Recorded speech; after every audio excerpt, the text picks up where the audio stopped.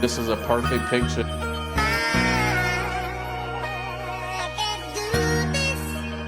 One of the best teams to come from Martin County, hands down. We were well coached. Coach Harold, Coach Rogers.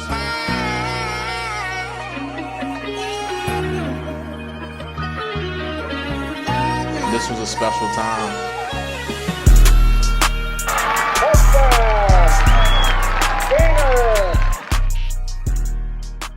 If you can give a introduction of yourself. I'm Lance Gainer. I'm from Williamston. Grew up beside Chicken Kitchen. A lot of people know that spot. That's the spot to go. But yeah, and I got an older brother, Derek Gainer. He was a member of the Williamston Tigers back in the day, the early '90s. So yeah, I came from a good family, and I just want to tell everybody about that '99 state championship team. It was special. Go Tigers! 1999. That was the first perfect season since 1968. And so if you want to go ahead and we can talk about how it was to live up to what Herman Boone and what those guys were doing. So they did it twice, yeah. 1966 and 1968. Yeah, that's a great story that we got to talk about because it's historic. And then you think about, the magnitude of it. Everybody knows about, remember the Titans, right? Herman Boone was the coach, but he was played by Denzel Washington, right? But before he went to that school in Virginia, he was the coach in Williamston, North Carolina. The segregated school was E.J. Hayes, right? And he had a tremendous record with those guys. I mean, they were ranked. I want to say they were ranked #1 in the state. I mean, or actually the country. I think they were the top school in the U.S. or something. In one of the polls or one of the organizations that were ranking schools, they had them as a #1 school. So that just kind of puts in perspective how great that team was. And you got to go back to them before you had an undefeated team. So there was just so much history. And, my mom went to the integrated school. I think she went to the school when they were segregated for 2 years, and then she went to the school when they were integrated. So she, was around that time, and she remembers the Herman Boone days. She remembers Herman Boone. I think he might have been one of her teachers. But I hear a lot of stories. One of my fathers has a friend that was on that team, and I hear them talk about that team. They were special. They were very talented. They had Ricky Lanier, who was historic. He ended up being, I believe, the first, black scholarship player at UNC. But he's right here. He's right here from Williamston, North Carolina. So the fact that we were able to kind of be an undefeated team was huge. So we were basically on the shoulders of that history. And Herman Boone, they made a movie about this guy, but his roots are from Williamston, North Carolina. I mean, his record, we have to talk about that because I know the movie spoke about that when he was at T.C. Williams, but, his roots were in Williamston, North Carolina at E.J. Hayes. And the fact that we were able to do that our senior year, it means a lot. Do you remember what the expectations were for this team heading into the season? Did y'all have those state championship expectations, or did y'all overachieve, what y'all expected y'all was going to do? Did y'all already kind of know y'all was going to be a team to be, expected to be in a championship game, or it just happened? Well, let me step back. So, I played all 4 years. I played JV my freshman year. Sophomore, I was on the varsity. And, we weren't that good my sophomore year. Ironically, DeBron Hudgens didn't play that year. But then our junior year, he was there, and we had a good team. But we had some really great players. We had, Nick Bennett, Ben Bennett. We had Ronald Pugh, Torrey Young, Antoine Williams. So we had some really great players on that team. So my junior year, I felt like we had a shot, right? We had a shot. Our junior year, we made the playoffs. And we played Rosewood the first game of the playoffs. We beat them. That was a pretty tough game. They were pretty talented. And then the next game we played North Edgecombe. And I would say at the end of the season some things unraveled for us. And they ended up shutting us out. And they held the DeBron to minimal yards. And they just kind of dominated us. And they eventually won the championship. So we lost to the eventual champions, North Edgecombe, that year, and that left a bad taste in our mouth. So I know going into my senior year, I wanted to win, because I just didn't like how that felt to lose to that team and get shut out. I didn't like how that felt, and I would speak for a lot of my teammates that were on that squad that previous year. I'm pretty sure they didn't like how that felt either. So, and then, you know, of course you had DeBryan, so I know he wanted to have a superb senior year. I wanted to make sure I made a statement my senior year. We had some guys that came from different places, some guys that might not have played the year before, but they played that year. So I felt like we had all the makers of a great team. Now, as far as like the projections, I think the polls and the newspapers, I think they expected us to do pretty well. I think I was looking at an article and it mentioned we were projected to be like 8-2. So, I mean, I think that would tell you that we were projected to be pretty good, but not necessarily undefeated. So the expectations were there, and a lot of it was built off of DeBryan. You know, we knew that he was that superb talent. You know, since a kid, we just knew he had that exceptional talent. So a lot of it was based on him. But I think as the season progressed, we realized how much talent we had across the board, and things just came together, right? So I think going into it, I think there was expectations that we would be pretty good, but I don't know if people thought we would be undefeated and do what we did. Who were some of the captains and leaders of that team? Without a doubt, yeah, DeBryan. Me and DeBryan were definitely the leaders. We had Brandon Whitley. He was a leader. Puncho, Jamison Congleton. You know, a lot of our seniors, Jermaine Cromwell was one of our linemen, Ricky Clemens. You know, I'm calling out a lot of our seniors from that team, but you know, we had some vocal guys that were underclassmen. You know, Thomas Bell was a vocal. He was a junior that year. He was pretty vocal. A lot of high energy. Trying to think, but I mean, as far as seniors, me and DeBryan and Brandon, Puncho, Jermaine, Ricky Clemens, Anton Black. You know, they were the seniors. I think, you know, we were the captains. You know. But at the end of the day, I think, you know, me and DeBryan kind of had a mutual respect, and we kind of would look to as leaders for that team. I know DeBryan probably got majority of the carries that season. Yeah. You know, you played with him. What was your mindset going to the games where you did have to step in and be the main back? You know, no matter if you were just thrown in, because I know in some of the papers they say you were just thrown in, you didn't have any reps. But just what was it like though, stepping in to replace DeBryan for those games?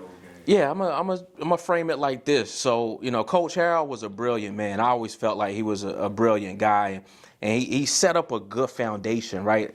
He had the wing T offense. We ran the wing T offense, and he had a camp, right? He had this wing T football camp where all the schools that ran the wing T in the state would come to this. So he had like a culture, and I always went to that camp. Every year in high school, I would go to that camp. So I was always invested, and, you know, you pretty much run the offense. And so I was always invested. So I always, you know, was kind of prepared. I was always prepared.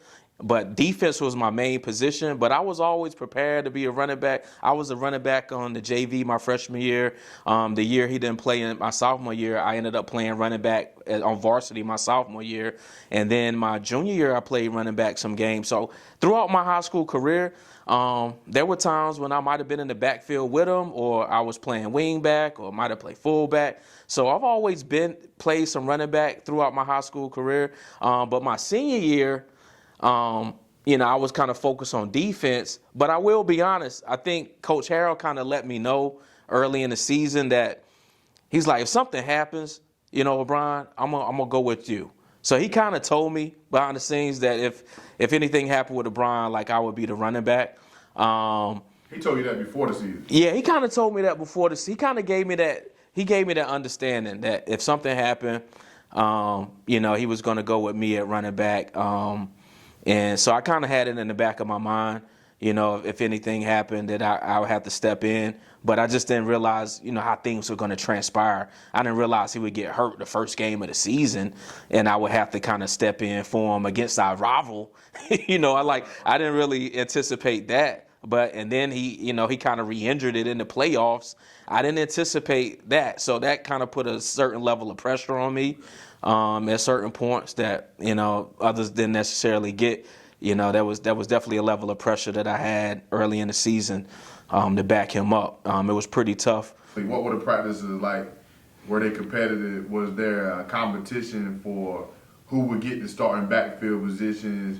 Were they pretty much locked in? Like, cause y'all had, I think, Anton Black in the backfield, Sean Watts. Mm-hmm. Like, what was the practices like? Like, even all positions, even defense as well.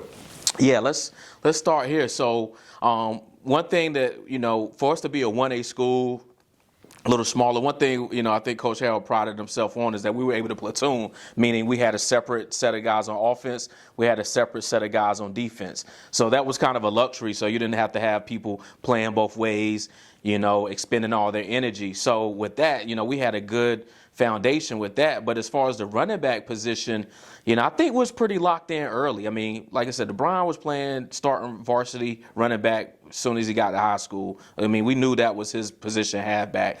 Anton, he had some great JV years. So when he got to varsity, him at wingback was great because he was a great running back himself. And then Sean Jelly Watts at fullback. I mean, he was quick on his feet, and then he was a big guy.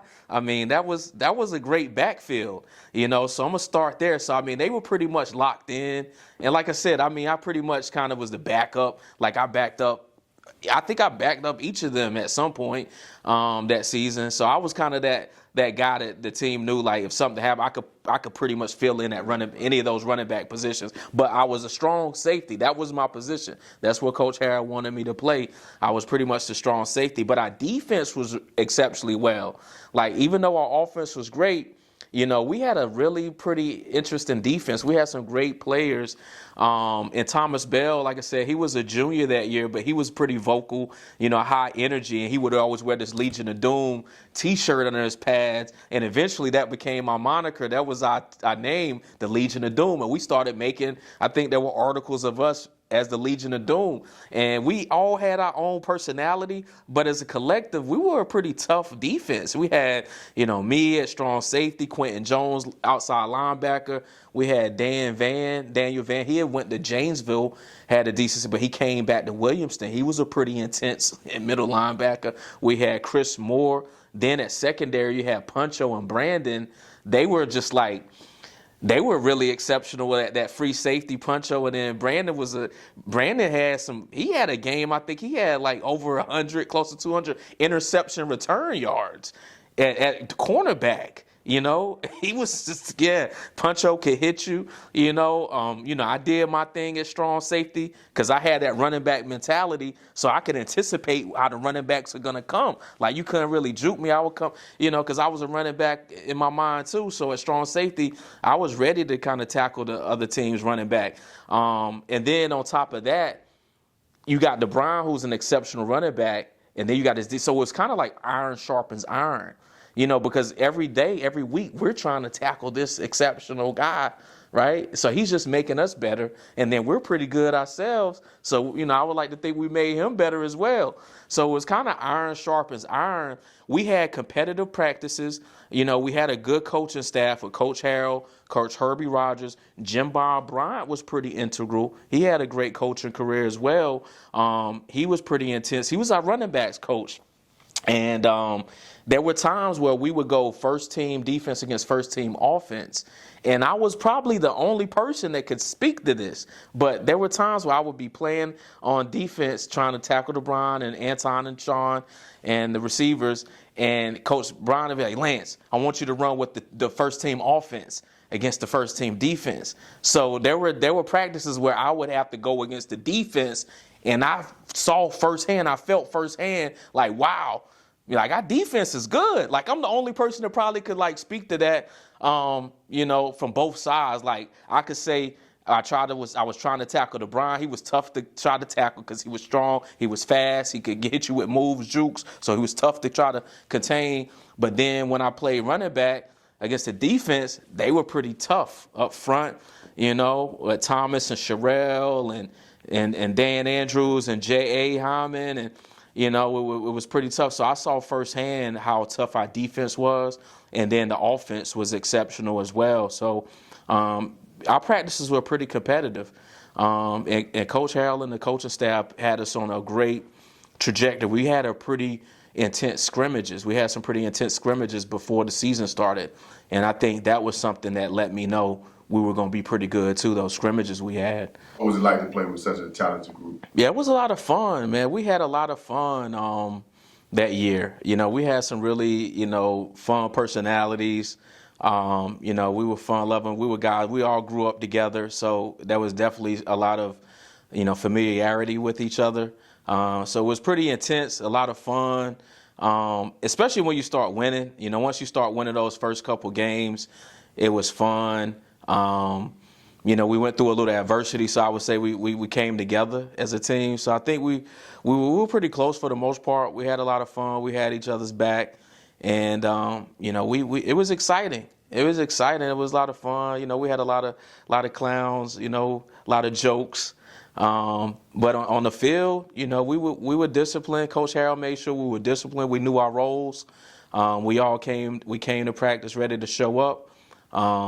We knew what was up against what we were up against. We knew we had some competitive teams we had to play, and we knew we had a tough conference. So we knew that we had to show up every week and put our best performance forward. And it started paying off. And then, as we started winning, the community was behind us. I feel like we did a lot for the community. A lot of people rallied behind us. I remember parents, bringing food to our practices, and a lot of the parents showed up for us and supported us, man. So it was a fun year, man. Everything came together. Everybody supported us. Everything worked out. I don't think there was any infighting or anything. I think we all supported each other. I think even when I, backed up to Brian, he supported me, man. He was rooting for me. He would know my stats. He would know my stats just as well as his. Defense, we were always rooting for each other. We basically just had each other's back, man. Because like I said, it was more adversity than people think. Like, there were certain games like Edenton. Edenton, pretty much, they kind of were targeting LeBron, but, Puncho stepped up. He got an interception for a touchdown. Chris Moore got an interception for a touchdown. So we were just able to feed off each other. Like, if somebody wasn't having the best game, we knew how to come in and fill in. It was just kind of that type of season. It was kind of like next man up, and we had just grown up together. And then I would give shout out to 95. Like, we just grew up. We grew up with those guys. That 95 team, I look at it like they were our big brothers.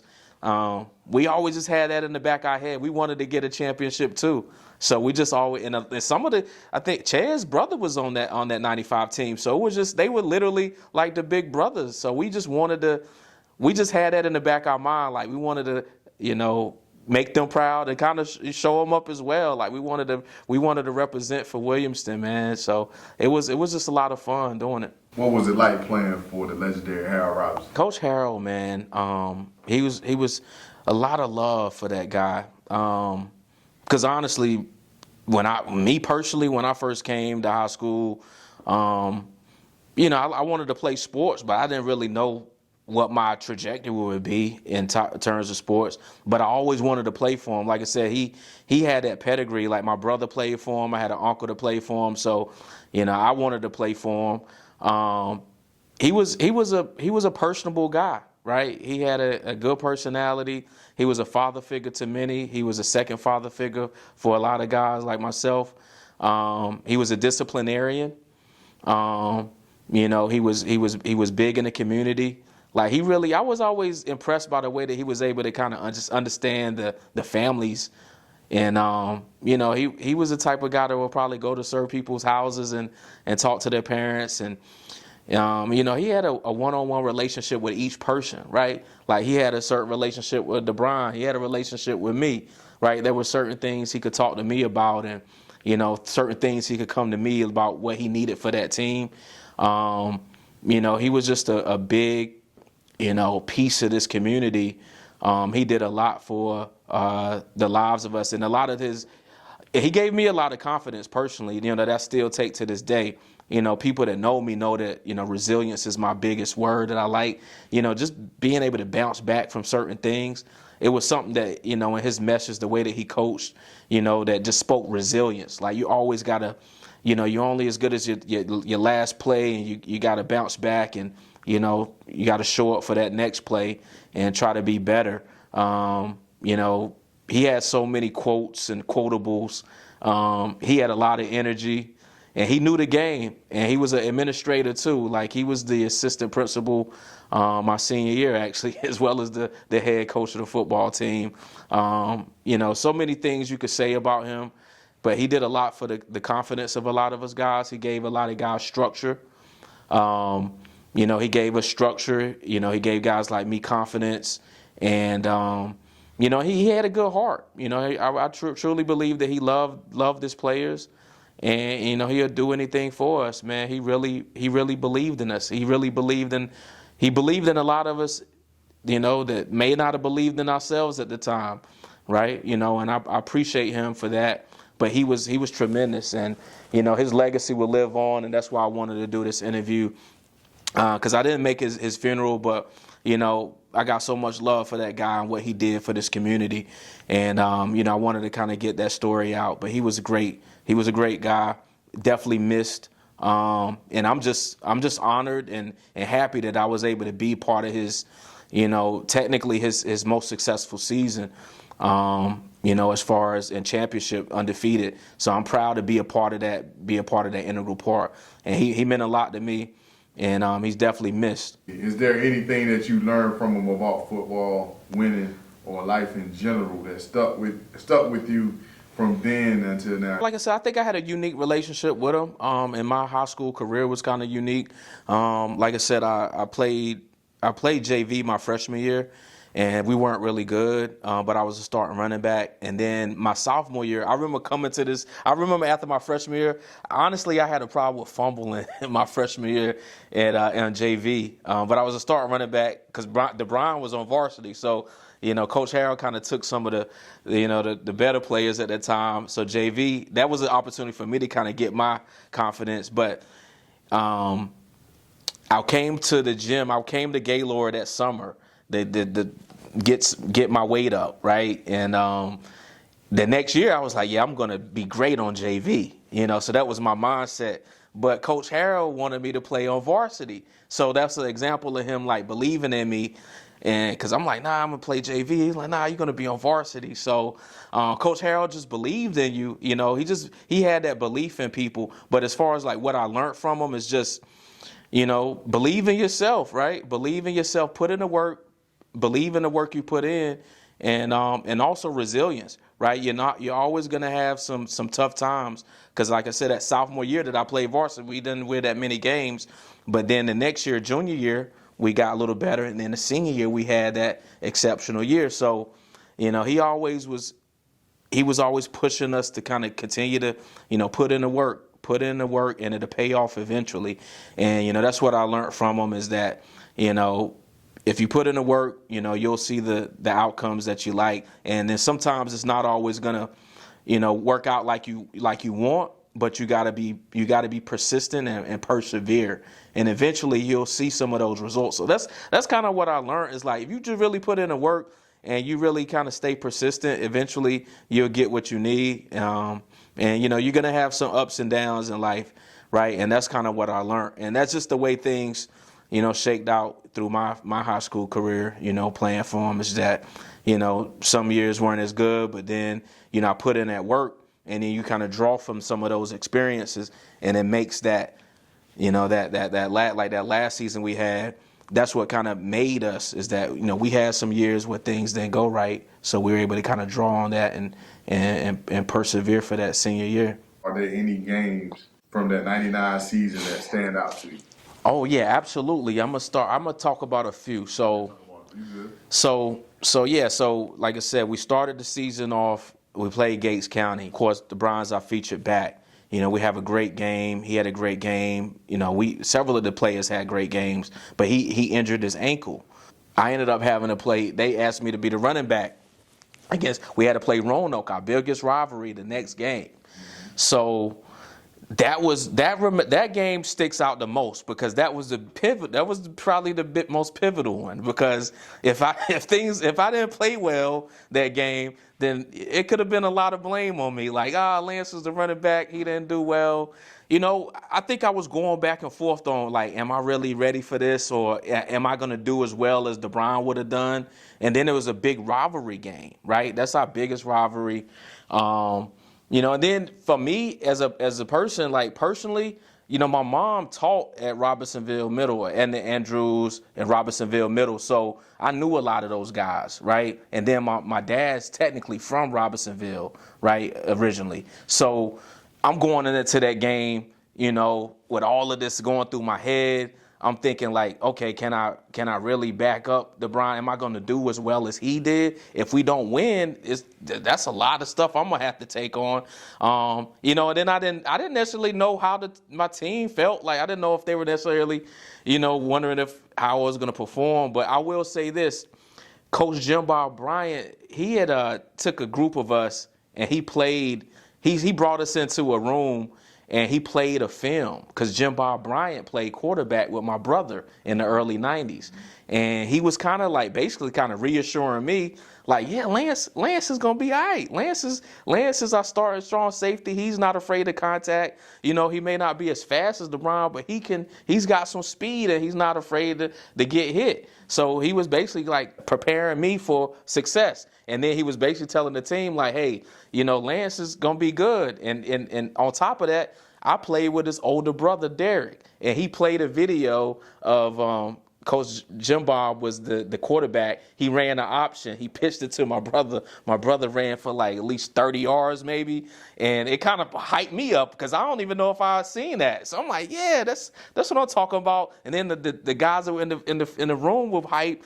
So I don't even know if people remember that, but I remember Coach Jim Bob doing that to kind of get me motivated and reassured. And after doing that, I'm like, yeah, I'm a beast in this game. So, but up until the game, remember, I know Roanoke, they were saying certain things, they were talking junk before the game. And they probably were preparing for the Browns. So I don't know how they felt about me, but I know when that first play came to me, I think I got several yards. I think somebody hit me and I still kept going. And then after that, it was just, it was pretty much I don't want to say easy, but I had about 192 yards that game. I think 3 touchdowns. And after that, I was like, okay, yeah, I'm legit at running back, so I got it. So, I had a great game. So that one definitely sticks out for me because a lot of things were contingent on that game. We'll talk about that. Yeah. So yeah, that game, and then Edenton. Okay. Edenton was another game because, like I said, we were in a split conference. So we had 1A, 2A, and 3A teams in our conference. So we had to basically be the best 1A team in our conference. So there was not much margin for error in our season. So even though we had 2A and 3A teams, we had to beat them to make sure we had a spot in the playoffs. So Edenton was 2A, and they actually eventually went pretty far in the 2A playoffs. And they were pretty tough. They had speed, they had size, they were well coached. So that game was tough. Like I think they might have held LeBron under 100 yards, and that's why I mentioned Puncho and Chris Moore came through for us on defense. They ran interceptions back for touchdowns, and that pretty much saved us that game because they were pretty much keying in on our offense. So that was a game where we realized, our Legion of Doom defense was special. And then that game stuck out for me because I actually played wing back that game because Anton Black's mom unfortunately passed away that week. So they asked me to play wing back to replace him because he didn't play that game. So that game, and I think I played defense too that game. So that game always sticks out to me because I feel like it was our toughest game. I think Edenton may have been our toughest game that whole season. And then, of course, the championship, I think that's implied. But the next game, the third game I'm going to mention is South Robeson and Robinson. they had a future NFL Pro Bowl player, Vontae Leach, ECU star, ended up going to the NFL, playing for the Ravens, I believe, a couple other teams. I think he had much success with the Ravens, but he was a Pro Bowler. But Vontae Leach, that game, and that was a game where I practiced on defense all week, thinking, okay, Lance, you're going to have to hit this big guy because he played fullback and middle linebacker. So I'm thinking, okay, I'm going to have to hit this big guy. So the whole week I'm preparing myself mentally to hit this guy. And then before the game, Coach Harold and DeBron came up to me walking, and they were like, yeah, he kind of tweaked his ankle a little bit, so he's not going to play today. And I said, oh, he's not playing? And they're like, nah, you're going to have to play running back, like right before the game in the playoffs. So I'm like, oh, okay, I got you. So that game stuck out to me because it was kind of last minute. And then it was probably against one of the, singular best players we had to play against, Vontae Leach. He was a big, strong, fast guy. So I went from having to prepare to hit him to eventually preparing myself to be hit by him. And he honestly hit me pretty hard that game. There was one hit he hit me pretty hard. I want to say my chin strap might have come off or something, but I still had a good game. I had a touchdown, and I think I might have had like 80, 90 yards. So I had a pretty decent rushing game, and we won 21-0. The defense came through, but that game sticks out because I went into it not thinking I was going to have to play running back, and it was against one of the better players from my area. Who were some of the coaches on the coaching staff, like just mentioned a few of them? Yeah, absolutely. I want to show love to the coaches of Coach Harold Robinson, head coach, Herbie Rogers. He was pretty much like offense. Jim Bob Bryant, he was a great coach. He was pretty much like the running backs coach. We had T.J. Long. He was he was the defensive backs coach. He also was like a JV basketball coach, but he coached the defensive backs. Who else did we have? Coach Gilmore was our athletic trainer. We had Coach Tice was helping out. He was helping out, and I think Brenton Green, Coach Green was around too. So I remember him being around. So those were pretty much the guys that I remember. You didn't practice for the running back? Like in practice, you weren't practicing with the running backs. You were just basically practicing on defense. And Did you take some reps at all? Because I know some games in the paper they say you didn't take no reps. But was it like you never took reps, or was it like you were still taking reps behind the Brian? In practice? Yeah, how did that? Yeah, I think after he got hurt the first game of the season, and I played running back against Roanoke. I had a game I had about 192, and then the next game, Southside, I started at running back that next game against Southside, and so after those two games, I would still get reps at running back throughout the season at times.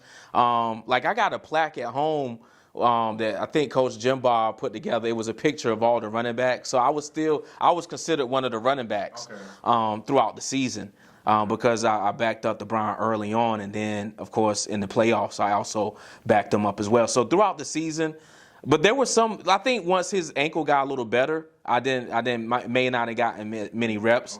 But like I said, against South Robinson, I don't think I practiced much on offense. So there were some weeks where they would anticipate that Brian was going to be, healthy. But then, he may have tweaked it or re-injured it, right before. And then I would have to come in. Like South Robeson, I think that was a game I don't think I really practiced at running back. And like I said, last minute, they kind of came to me before the game. And then Midway was a game in the playoffs where he actually was playing. He played that game. Right. He started the game off, probably had a touchdown, several yards, and then he tweaked his ankle. And I think there was a newspaper clip where I actually had a fumble recovery on defense, but then I ended up finishing the game off at running back and had probably 100 and some yards. So Midway was another game. So it was like I always just had to be ready. I always just had to be ready at any given point. To back them up. But I did have reps in practice. Like I said, I would have times where Coach Jim Bob would ask me to play with the first team offense against the first team defense in practice and get reps, and I would see how good our defense was. You putting up numbers like 192 yards against Roanoke, 122 yards against Southside. I mean, you can, of course, you're stepping up on defense when LeBron come back for the Currituck game. 151 yards when he got hurt in Midway. You putting up these amazing numbers.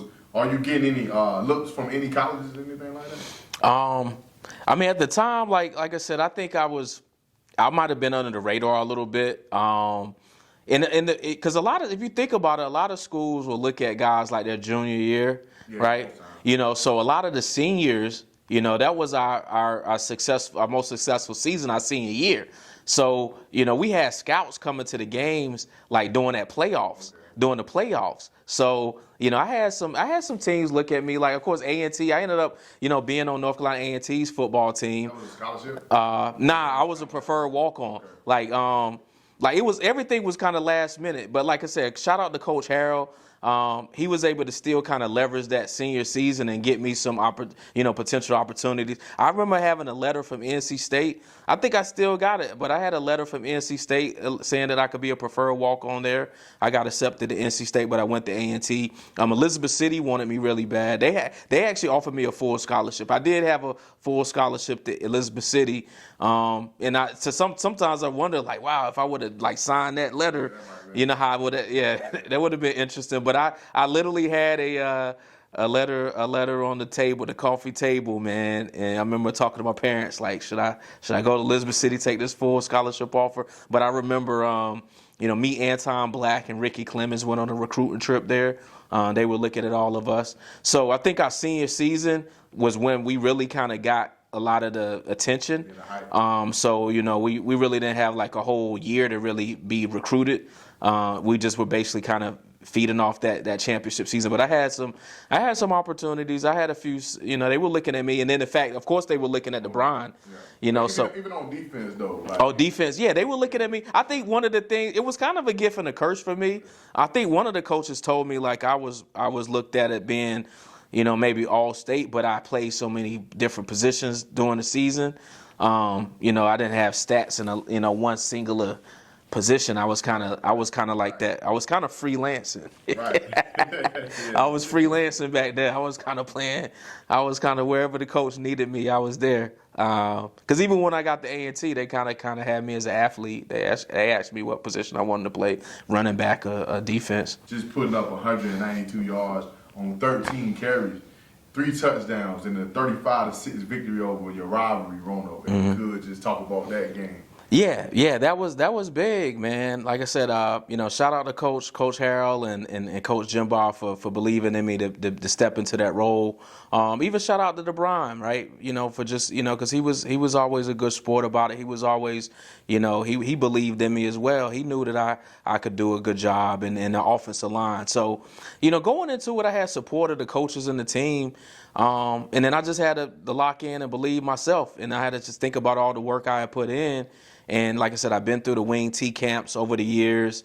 I had bought into the wing T offense.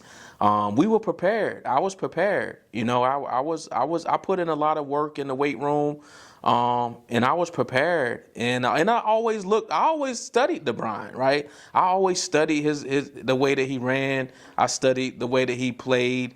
I was always in awe at his athleticism. So, I always admire how he played. So, and then I had my own style. And so it just all came together beautifully. I mean, we had great practices. So going into that game, like I said, I think by the time that game came, I was fully confident, and it was high energy. I remember there were a couple guys, like I said, we really knew these guys. Like, I literally knew them, right? And then, like I said, my mom taught in that area at their middle school. So some of them probably really wanted to, once they realized I was going to be the running back, they probably really wanted to really tackle me and get me, right? To this day, some of those Roanoke guys are good friends.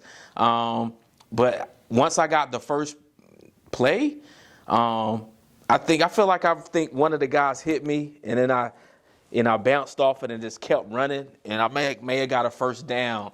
After that, I just felt like, okay, this is gonna be fun right here. So once I got tackled the first time and I got several yards, it was over from there. I just knew it was going to be a good game, and I was having a lot of fun. And as the game went on, I started seeing the frustration.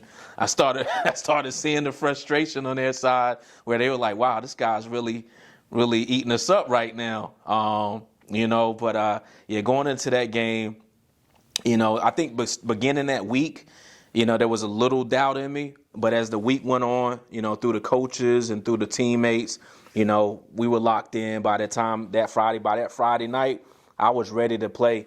And, in the back of my head, I wanted to have a successful season. So I knew, I had to show up. I knew I had to show up because this was the second game of the year against our rival. We had to win that game. There was no way we could lose that game. So I had to make sure that I represented, and I did a good job. And, shout out to the team, the offensive line, everybody believing in me. And I just had to do what I had to do in the Browns' absence. And it came out. And I think I did it in 3 quarters. I think Coach Harrell didn't want to run the score up on him. I think I could have been well over 200 that game, actually. I was kind of like, Dad, Coach, let me get over 200, man. Because I think if I would have got over 200, I would have had like the most in the East or something. I think there was a guy from Washington that might have had 2 something. So you would have had the most in just that one game. Yeah, I would have. For that game, for that week, I would have probably. Right. I think I would have been like the highest rusher for that week if I could have got over 200. But 192, 3 touchdowns. I was excited. I was happy. That was 13 carries. Yeah, so that was a great game, man. So I'm glad it worked out that way. You sound so humble. I know, but I still gotta ask though.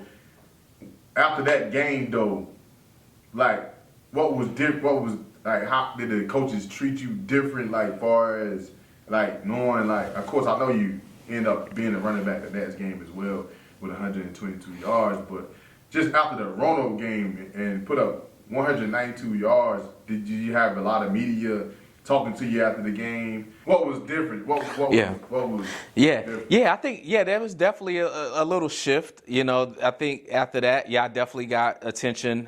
Interviews. Newspaper articles, right? I got that notoriety, that glory, with the big man on campus cliche, right? You come back the next week, everybody looking at you, want to know who you are. You start hearing different people from the community, hey, you're that guy, that was backing up the Brian, and so you start, I get that, I got that attention. I got some attention, and, my name was buzzing a little bit, right? So, and then the community, understood, that I was locked in to make sure the team was on pace to have a successful season, and allowed DeBron to heal up, right? Because at the end of the day, we knew he was our start running back, so I want to make sure we were in a position to get him healthy. But it was different, man. I was feeling good. It was a good feeling to come back and kind of be that guy, get some of the glory, right? But I try to stay humble. Back then, I was definitely humble, grounded, shout out to my parents, right? So, it was exciting, man. It was good to see. I think it may have surprised a few of the teammates that I was able to do so well, but at the end of the day, they were supportive and they were excited for me, and they were appreciative too, because they knew that, each game we were able to win, that was going to be an opportunity to do something special. So, I was feeling good after that. I was feeling good. I got a lot of support, and like I said, I was pretty good in school. I made great grades, and then it was at that point I felt like I was, I was good at sports, and then I had the academics as well. So I was hitting on all cylinders. I felt like at that point. I felt like I was on cloud 9 for a little bit, during that time. But again, defense was my spot, and I think I did some good things on defense. But then and I think I started realizing okay, you're doing pretty good. Your name is starting to pop in the eastern part of the state. You might could maybe play some college or something. So I think after that game, I realized, okay, you doing pretty good. This is a pretty important, pretty impressive performance. You could potentially, play college if you wanted to, maybe, possibly. So that game changed my perspective on a lot of things about myself and just about, the trajectory of our team. Southside, you came back and did the same thing again. 122 yards, 10 carries, and a 62-14 win. Sean had 14 carries, 100 yards, and like I said, you had 3 touchdowns, 10 carries, 122 yards. Like, to do it back-to-back games, like what's going through your head at this moment? Yeah, to do it back-to-back games, I was, like I said, I was really feeling more confident, right? I was building that confidence, and the way that the season went, it made sense because, like I said, down the line when the competition got tougher in the playoffs, I had to play running back then. So those 2 games gave me the confidence to even be able to back them up, when we played Midway or South Robinson, right? So those were pivotal, and believe it or not, that Southside game, there was a point when they were beating us. What was it, 62? 62-14, I think. Yeah, I think they were beating us 14-0. And I'm like, oh, man. So I'm like, yeah, this, I think it was something, a switch came on with me. I'm like, yeah, we got to win this. And I think I started breaking off some runs, and then Sean started doing this thing, and I don't know, something happened, and we just we started scoring, but they were up a little bit at first, and then we flipped the switch, and we started scoring on them. Like, what were some of the stats, some of the numbers you had on defense? Because the paper don't really put it. I don't even know if we really took defensive stats, man. I really didn't even know. I never really knew my defensive stats other than like an interception or something. Yeah. Like, I know in the state championship I had an interception, and you had one curry tuck game as well. Yeah, I did. I did have one curry tuck. Yeah, I did. I remember. Yeah, I remember that too. Yeah. I had one curry tuck game. So, yeah, as far as tackles, I really never knew how many tackles I think I made the paper for like defense one time. Like, they called me a defensive stalwart. Coach Harrell was defensive minded, so he really liked me on defense, and he really respected me on defense. And like, that was my first position in varsity in my sophomore year. My sophomore year, I started at strong safety, my varsity, and then I ended up playing running back too. But that was the first position I played varsity, was strong safety. So defense was always in me, and I liked it. I liked that position, the strong safety. You could kind of line up like a linebacker, but then, you also had some opportunity to kind of, show some coverage skills as well. So I felt like I was getting the best of both worlds. And then just my running back history, I could kind of anticipate running backs. I could kind of identify their styles. Like, okay, this running back's a little shifty, so I'm going to have to make sure my lateral quickness is ready. Or like, okay, this guy's kind of powerful, so I'm going to have to, kind of hit him low, or, really come at this guy pretty solid, right? So, I really like playing defense. And, and I think I had an IQ for it, playing strong safety. And then we had a good team, and our defense was great, man. I really enjoyed playing with those guys. Like I said, I really like Thomas Bell's energy.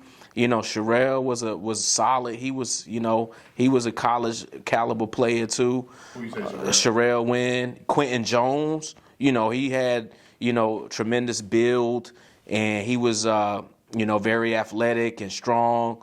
Like I said, Puncho and Brandon used to always. I used to always admire them in the secondary. Like I said, Brandon was super athletic. Like, he was getting interceptions a lot, and he would run some back. Then Puncho would hit you. He laid some hard hits on some people at that free safety. So like, we just had a good defense, man. The Legion of Doom was no joke. Then went in middle linebackers. We had Chris Moore, and then we had Dan Van. He was kind of an intense guy. Dan Van was pretty intense. Those guys was fearless in the middle, right? Then we had Joseph Hyman, J.A. He was about 6'5", 6'6" at DN. Dan Andrews, right? We had a defense. We had and then Ben Courtney, rest in peace to Ben Courtney, aka Rooster.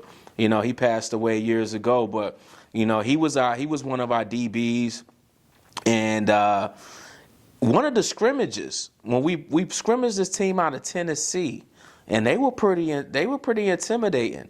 And that's when I knew we were gonna have a good season, because we were like, wow, those guys from Tennessee are big. They were pretty solid. Okay. And then, but Ben Courtney, who we weren't really expecting, he laid a big hit on one of those big Tennessee guys, and we were like, we rallied after that. We were like, what? Ben Courtney lit that guy up like that? And that always stuck with us, because we were like, okay, Ben hitting people like that, yeah, we about to be okay this year. Okay. And I remember being hype on the bus. And then there were some other schools we scrimmaged, and I was like, we did well in those scrimmages. I mean, I think there was like a play where DeBron was lined up at wide receiver, but they had me. We were both lined up at wide receiver. The play was for DeBron. Patrick threw it to him, but it bounced it kind of flipped out of his hands. But then I caught it and ran for the touchdown. It was like stuff was just happening like that. Like, it seemed like that scrimmage, it seemed like a lot of things were just going right. And I'm like, okay, this is a cool scrimmage. Like, everything is working, and things that we weren't expecting were happening. So once we got into the season, everything just started falling in place. Where did the Legion of Doom, Willie?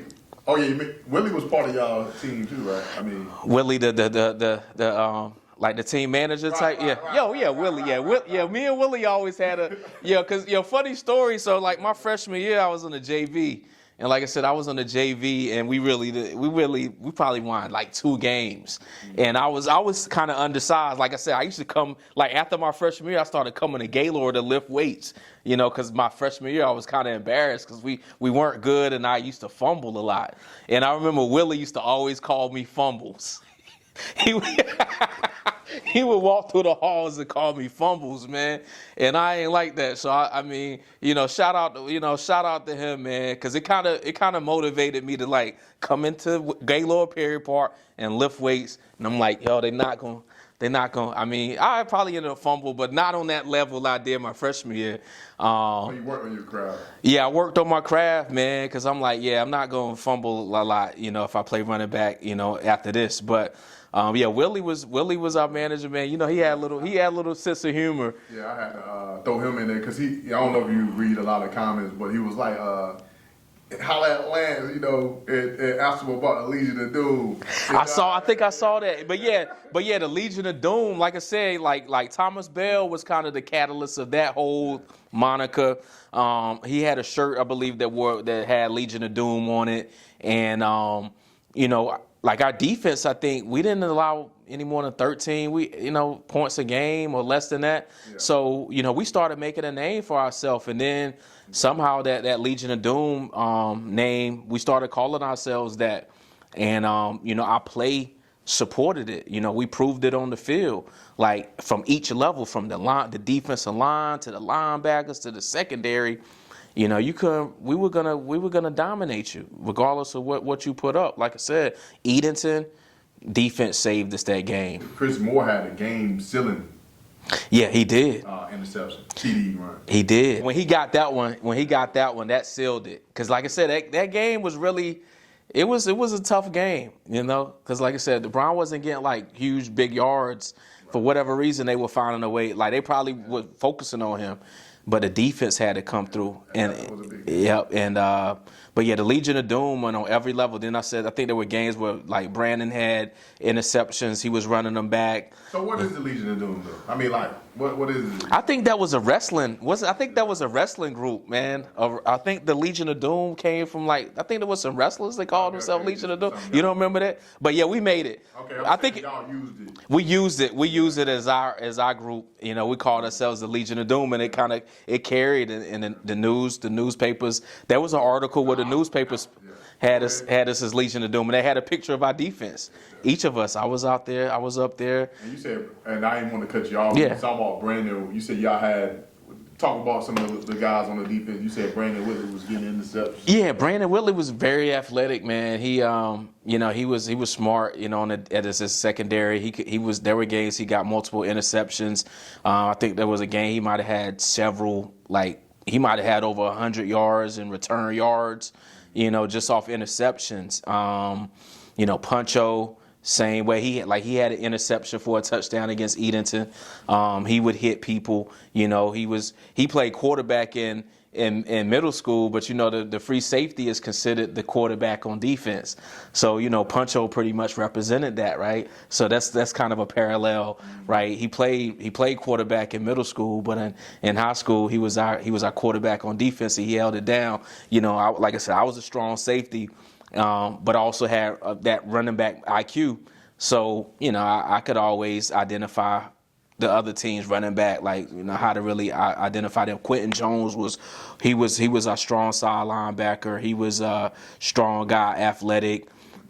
Chris Moore and Dan Van, they were pretty intense. They weren't scared of anybody. They would hit anybody. Then up front we had Sherrell, like I said, college caliber type athlete, junior year. He had the size as far as, his height, and then he was athletic and had speed. Thomas Bell was wild.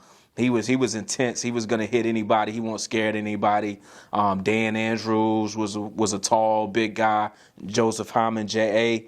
He was about 6'6", 6'6", on the DN.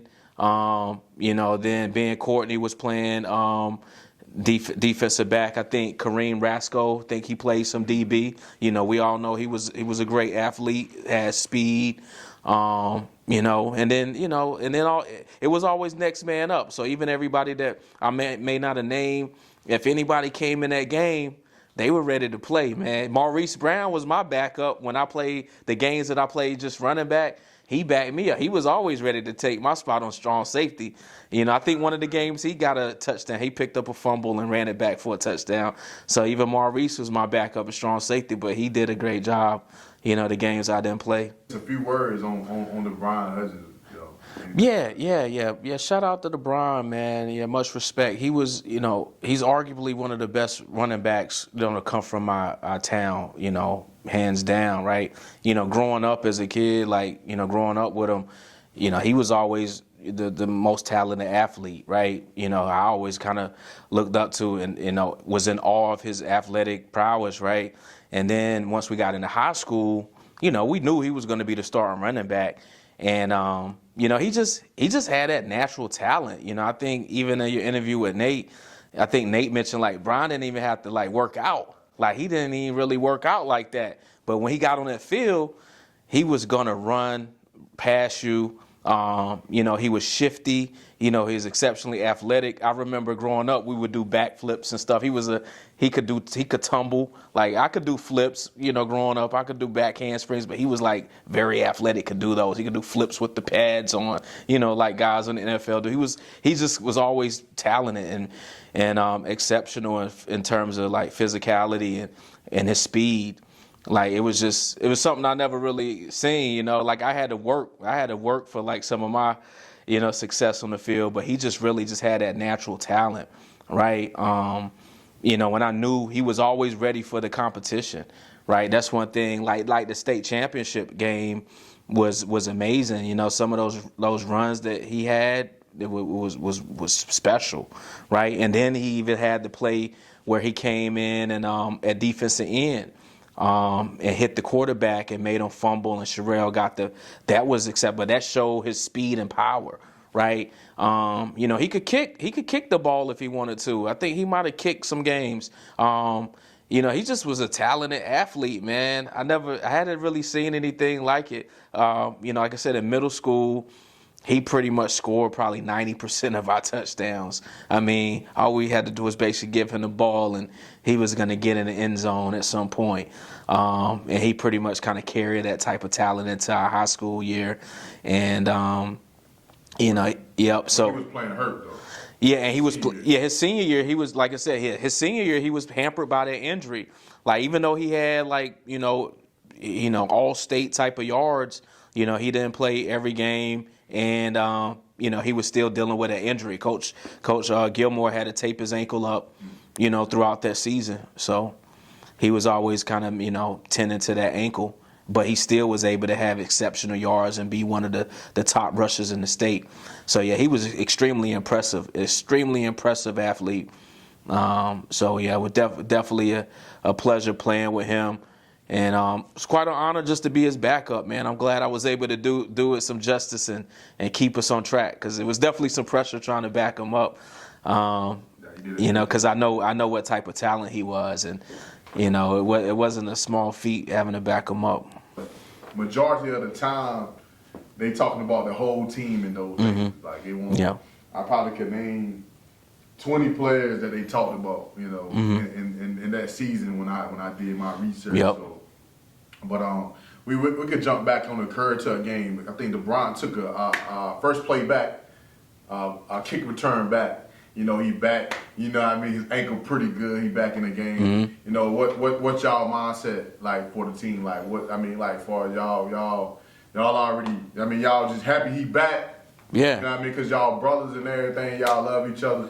I mean, how was that feeling? How was that game? What was that game? Yeah, when he got back to Currituck, yeah, like we were able to see his dominance, right? Like, you know, kickoff return, you know, taking things back like that, you know, getting back to those long runs, you know, it gave us a level of assurance. Like, okay, our starting running back's back in his normal phase, right? Like he's back hitting, you know, like he was before.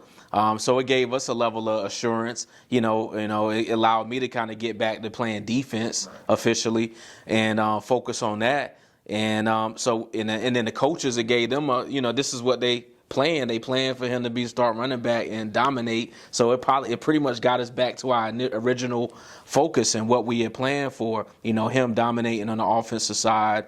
And then a lot of our players, you know, contributing to the success. But yeah, seeing him back against Currituck, you know, we felt good. We felt like, okay, yeah, he's back. You know, now we could, you know, and I could focus on defense. I don't have to necessarily be, you know, thinking about running back so much. I could just focus on defense, and he could kind of continue to do his thing, man. Yeah, he was a great kickoff returner too. Yeah, he did it all. So yeah, that Currituck game allowed us to get back to, you know, what we plan to do from the get-go. This game is Edison. This is the game Chris Moore, you know, got the game winning. They talk about Puncho interception as well. 3 words on the Edison. Just to get some perspective, like, you know, because, you know, we were all kids, right? And we got families and things going on, right? And like I said, that week, you know, our Anton Black's mom passed away. And so that kind of, you know, that definitely hurt us because she was, you know, we love Anton Black, and, you know, she was, you know, part of the community. And so we had to rally behind him, right? And I ended up playing wingback that game, but we knew that Edenton was tough. Edenton was a top 2A team. They had some big guys, and they had some fast guys. So going into that game, we knew it was going to be tough. And, you know, but Coach Harrell and the team, they were really good at preparing us for the competition. So they were going to let us know, like, yo, Edenton's going to be tough. This might be one of your toughest games you had. So we went into it knowing it was going to be tough. And we knew Brown was going to give all he had. You know, but like I said, we had a little adversity in that, you know, Anton wasn't playing wingback, and he was pivotal, right? You see throughout the season, he did a lot at that position. And I hadn't really played a lot at wingback. So we had, and then LeBron, he got right over 100 yards with 18 carries, which speaks to that. You know, they were kind of stopping him on certain carries. He wasn't having, you know, the performance that he may have had with Currituck or some of the other games. So our defense had to step up. So when Puncho got the interception, ran it back, you know, that gave us a little security, gave us a little bit of assurance that, okay, you know, we could maybe win this game. And then when Chris Moore got the interception and ran it back, you know, okay, that let us know, okay, we got this. But the game was tough, right? Because, you know, I was playing offense. I think I played defense that game too. And so I was kind of on both ends. I remember being tired that game. I remember being more tired than I had in other games, because the competition was a little bit more intense. Those guys were definitely not afraid of us. They, you know, playing that game, I knew that they were a legitimate 2A team. Like, I wasn't surprised that they won, you know, a game or two in the 2A playoffs, because they were pretty good. But our team had to come together. You know, I think that was a game where we realized, like, this was a team effort. That was one game where we said, okay, you realize, okay, we need everybody on this team. We need everybody on this team to win this year. That was the Edenton game made us realize that this is really a team game, you know, because we're going to play some interesting teams with some different makeups. And, you know, we can't necessarily just rely on one person all the time. We need to really be a team. That Edenton showed us that we needed to have a full team locked in. Y'all held y'all opponents to an average of like 10 points a game. That's the average. Y'all did have 2 games. Y'all had one. Gate scored 20 on y'all. Somebody scored 27. I think it was Midway. Midway scored 27, and then the championship was 20.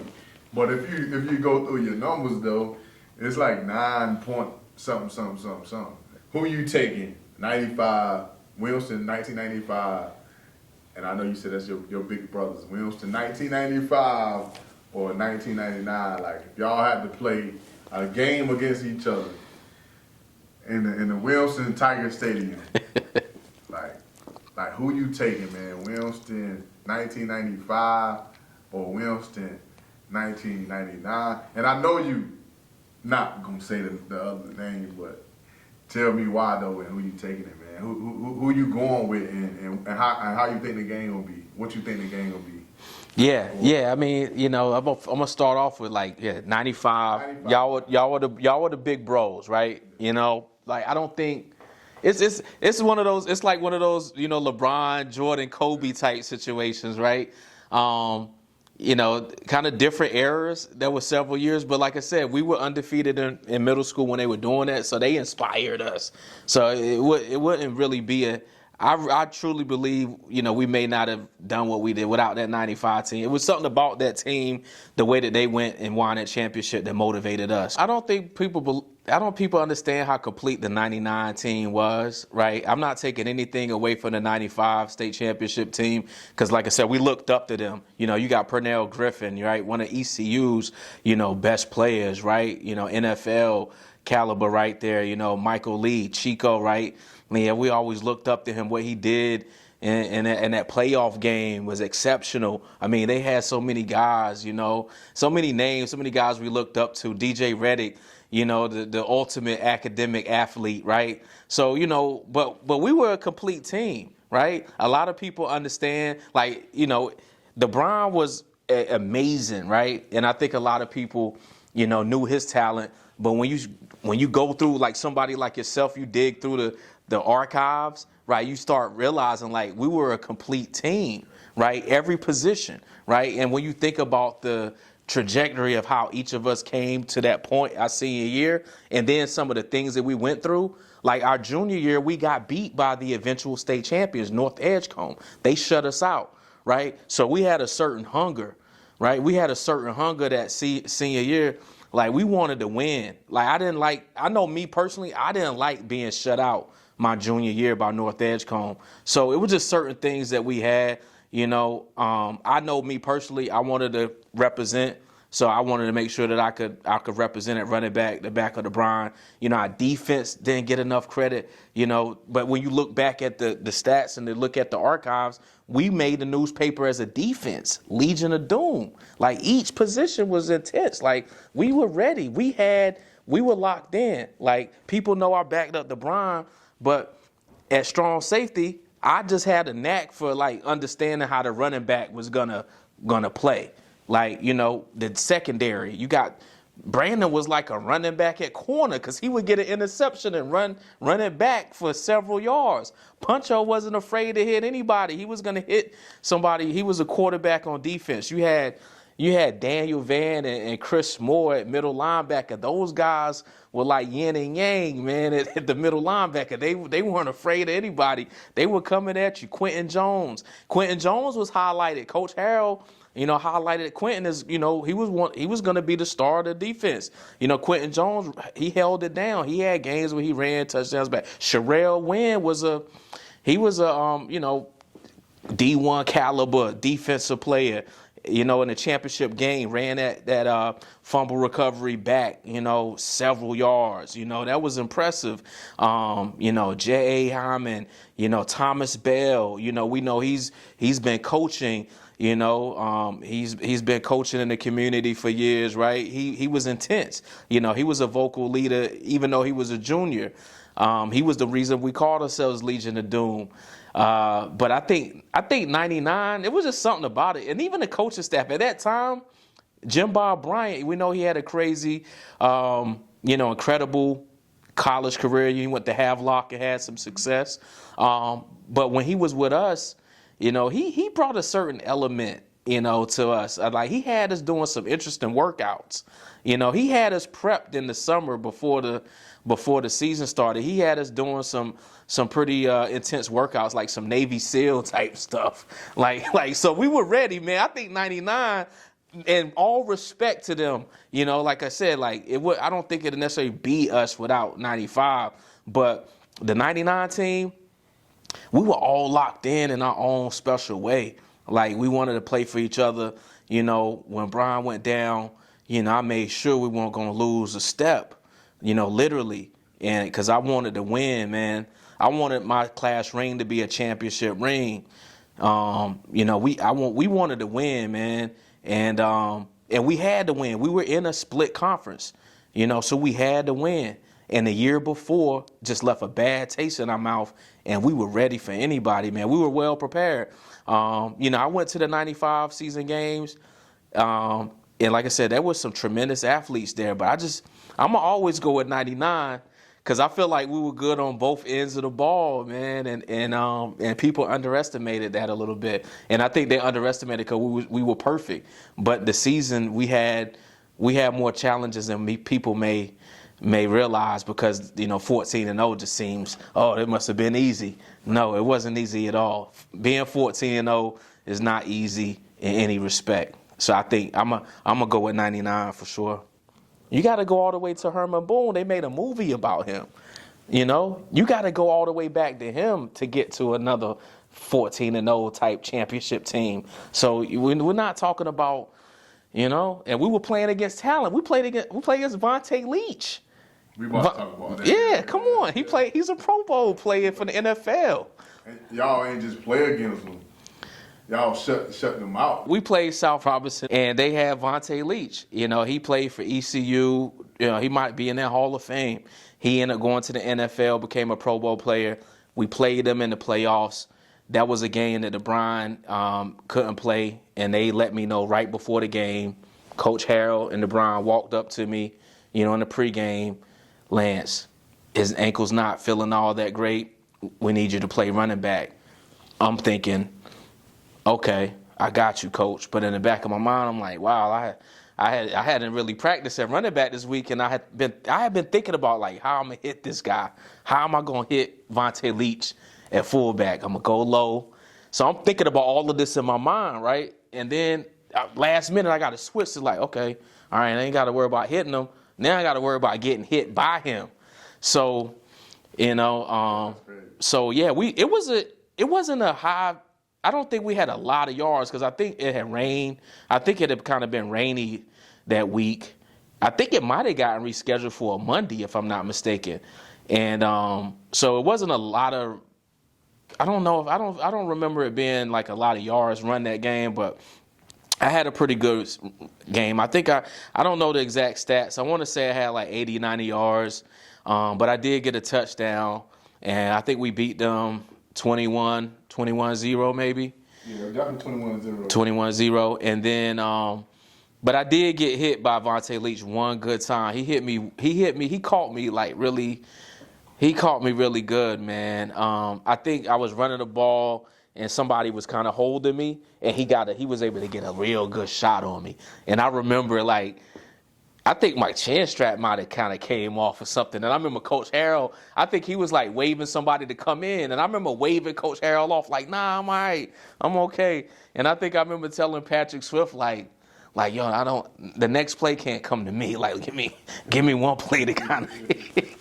Yeah, but Vontae Leach hit me good one time, man. I mean, that might have been before the concussion protocol. Like, Vontae Leach might have gave me a concussion on the low right there. But yeah, I remember, I'd never forget that. He hit me one good time. But overall, I scored. We got a few scores that game, and we shut them out. The defense came through. Shout out to them. Legion of Doom. Legion of Doom shut down a future Pro Bowl fullback. Yeah. He wasn't a Pro Bowl linebacker. He was a Pro Bowl fullback. Yeah. And they shut him down.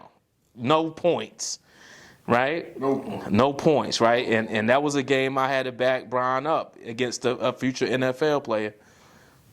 That's crazy. Because I know So basically, when y'all played Legion of Doom, they were saying that it was gonna be kind of hard to stop. They had three running backs that had over 1,000 yards already. Yeah. Before y'all played them. Yeah. So they just didn't know what to expect. The news people didn't, and of course this the Legion of Doom right here. Yeah. So people don't know we ain't just talking. You can show them that. You can hold that up to them. Hold that up for them real quick. Show it to them. Yep. Yeah. Legion of Doom.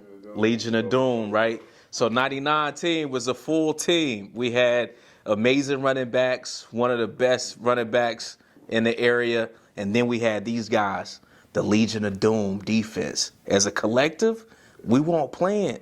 We shut down a team with a future NFL Pro Bowler. Let's talk about the Plymouth game. The homecoming. So Yeah. Let's talk about Plymouth. Yeah. How was the Plymouth game? What was Yeah, the Plymouth game was, the kind of step back, give you some perspective on like some more adversity we had. Going into that game, we knew it was homecoming. Roanoke was our rival, but Plymouth was also kind of a rival. Right, Plymouth was always, kind of a rival type school for us too. So for them to be playing them on homecoming, that was a lot of anticipation. Right, we knew they were going to bring their A game, and we were ready for them. But something that I don't know if people remember, or realize is that Coach Harrell had like a illness that week, and he actually didn't coach that game. He was actually in the hospital during that game, so we didn't actually have Coach Harrell for our homecoming game. Coach Rogers had to take over at the helm of his head coach. So that was something we wanted to, it kind of threw us off, but we wanted to make sure we came through for him. So we were locked in because we wanted to make sure that we won a game and honor Coach Harrell while he was recovering from his illness. But yeah, it was basically kind of one of those games we pretty much dominated for the most part. Our defense had an exceptional game. I think somehow they slipped through and got a touchdown on us. But other than that, we dominated them. DeBron had an exceptional game, like he always did. And, we pretty much let Plymouth know, like Williamston is ready this year. Like Plymouth, they didn't have anything for us that year. So y'all did have to battle a lot of adversity. Mm-hmm.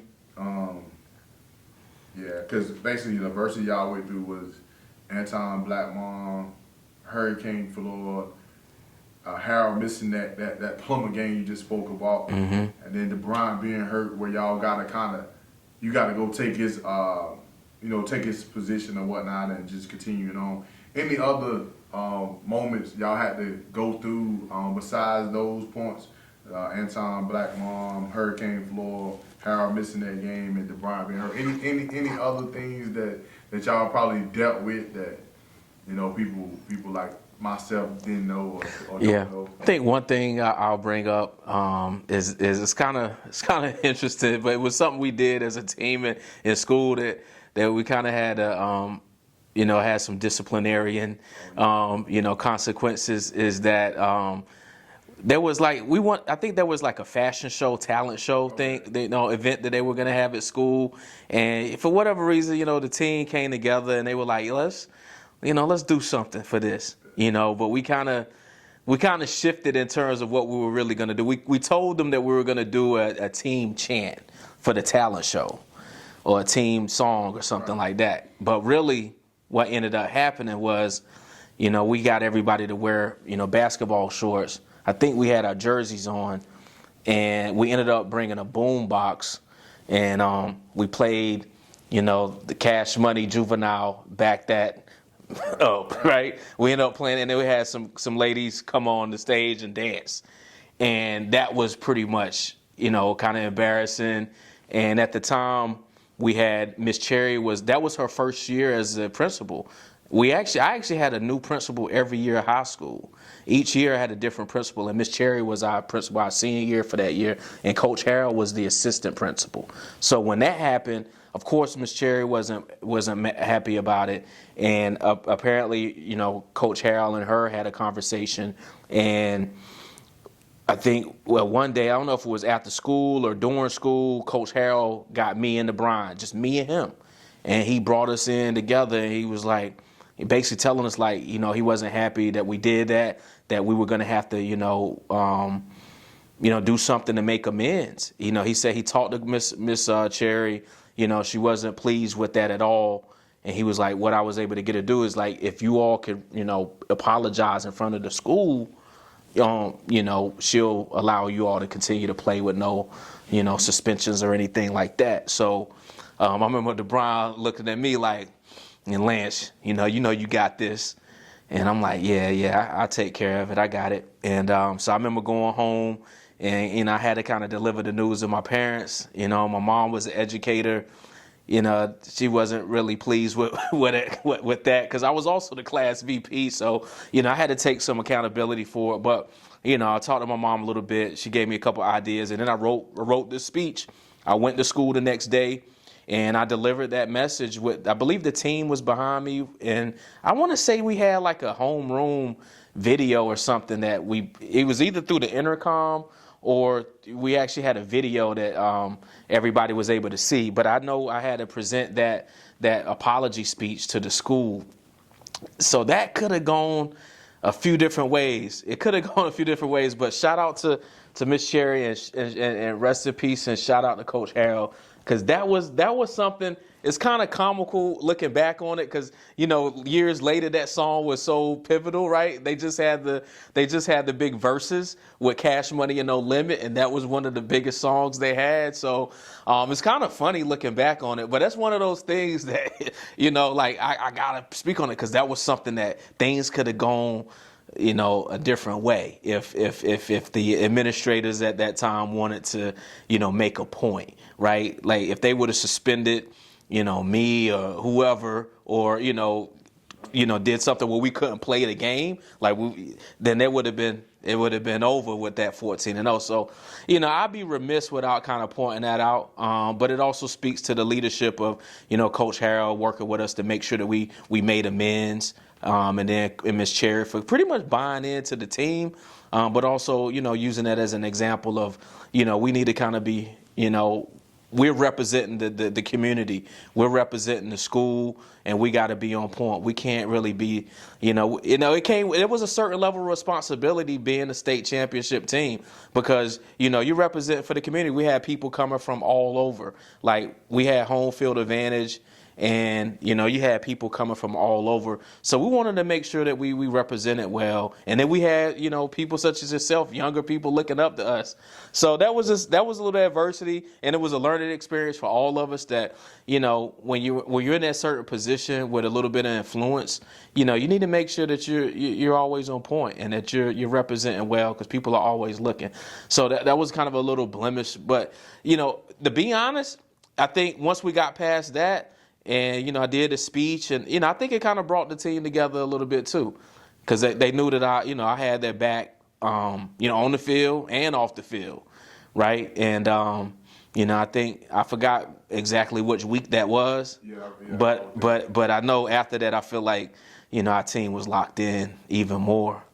But it was definitely a learning experience too. Okay, that's a great story. I feel like it would have been homecoming week before that Plymouth game. It might have been. It might have been. During the homecoming. It may have been that week. I don't know. It might have been, man. I'm getting older. My memories, but I do know that happened. Like, I know we did that, and that song was playing, and people were dancing, and we were up there having a good time. 99 for the 99 and 2000. That was us. We really lived that. We really lived that, and I had to apologize, and I wish I still had that speech, man. Yeah, I wish so somebody still got the I want to doing it on the stage though. Yeah, we did it on the stage at the auditorium. I don't know. I mean, we didn't have the smartphones back then. Yeah, we were before the. I don't know if anybody had a camcorder. Something like that. But that's something to think about. But that was something that's something always stuck. And I know some of the people from that year remember that. But I personally remember, because it was one of those things that was on me again. Like, I had to kind of, clean it up. Had to clean things up a little bit there. Yeah. I had to do some PR. I got you. So I had to do some PR for the team, man. Make sure we were back in good graces and we could get back to playing good championship football. But things could have gone a different route. Northside and Paquimans. Northside and Paquimans, I mean, those were games I played straight defense. Of course, DeBron had great games at running back those games. The team on offense did well. I believe Northside had a guy named Derek Leathers, I want to say. He was he was kind of like he was like athletically on the level of DeBron in terms of like just athleticism and just natural talent. But we pretty much were able to kind of, neutralize him. Pretty sure he had some decent stats, but I think, based on the score, we took care of him and their team as a whole. And then Paquimans, I think I had a pretty good defensive game against Paquimans. I think I read the article, and I think Coach Harrell shouted me out for having a good defensive game against Paquimans. But offensively, we had a great game. And then, those two games had a pretty good. It was pretty much like pretty standard, man. We would have great offensive games, and defense would just take care of business. It started to become that was just our calling card. Like, we were dominating on both ends of the ball. Yeah, so it was just like that was our exercise. Once we got to the after the first 4 or 5 games, it pretty much became a exercise and just executing and having a good time. Finally, a perfect regular season for Harrell. And what was the feeling though? What was the feeling like after y'all had completed that perfect season? Was it y'all still locked in because y'all ain't finished the job? Was it celebrate for tonight? And then we get back, you know how coaches are, celebrate for one night, and then Saturday we back locked in. I know Harold was a real coach. What was it like? Yeah, I mean, we were definitely excited. I mean, there was still a lot of excitement. It was a little balanced. Like we were having a lot of fun. We were happy. We were proud of ourselves. We were having fun with the community. The classmates. We were all enjoying it. But we also knew we had the ultimate goal of winning the championship. But I remember after winning, against Paquimans, I remember being hyped and just looking back like, wow, man, we really, I remember I used to give guys rides back home and we'd be in a car full of guys. We'd be like just talking about, man, we could go all the way, man. It was exciting. And, we were pretty much the talk of the town. We were talk of the side of the state. The East, like there was a guy that I went to college with from Little Washington, and he was like, man, y'all, man, we were looking at y'all like other schools were looking at us, like we were pretty much the talk of the area. Like Roanoke at that time, they realized like we were the big guys in the county that time. Like I think it was that point. Like after winning that undefeated season, we were feeling like, little celebrities, man, to be honest. I just felt good. Yeah. We were still humble, but because we knew we still had work to do.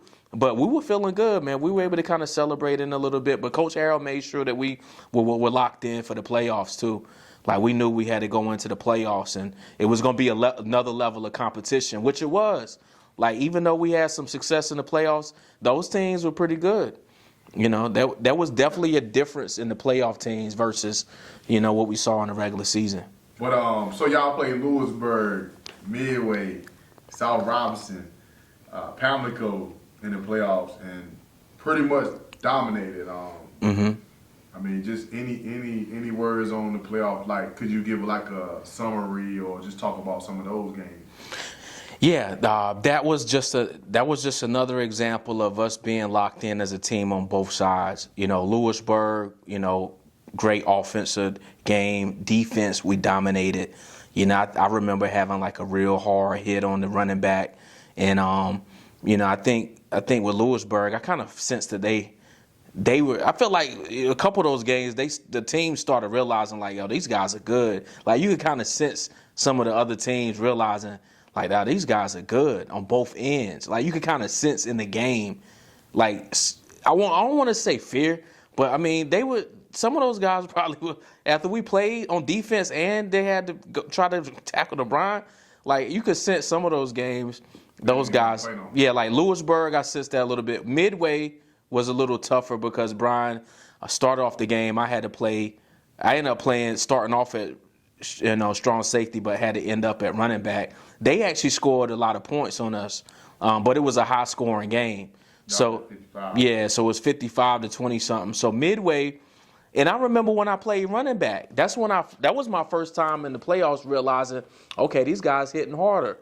Like, Okay. yes, because I remember when Brian came out, I remember playing for Midway, and I'm like, yo, these guys are hitting harder than, the games against like Roanoke and Southside. So I personally saw where they were hitting harder. And the running backs were a little quicker and they had more athleticism. So once we got to the playoffs, I could sense where the competition was better, but it also let us know how good we really were. Because we still, even though I could sense they were better than our regular season competition, we still were superior to them.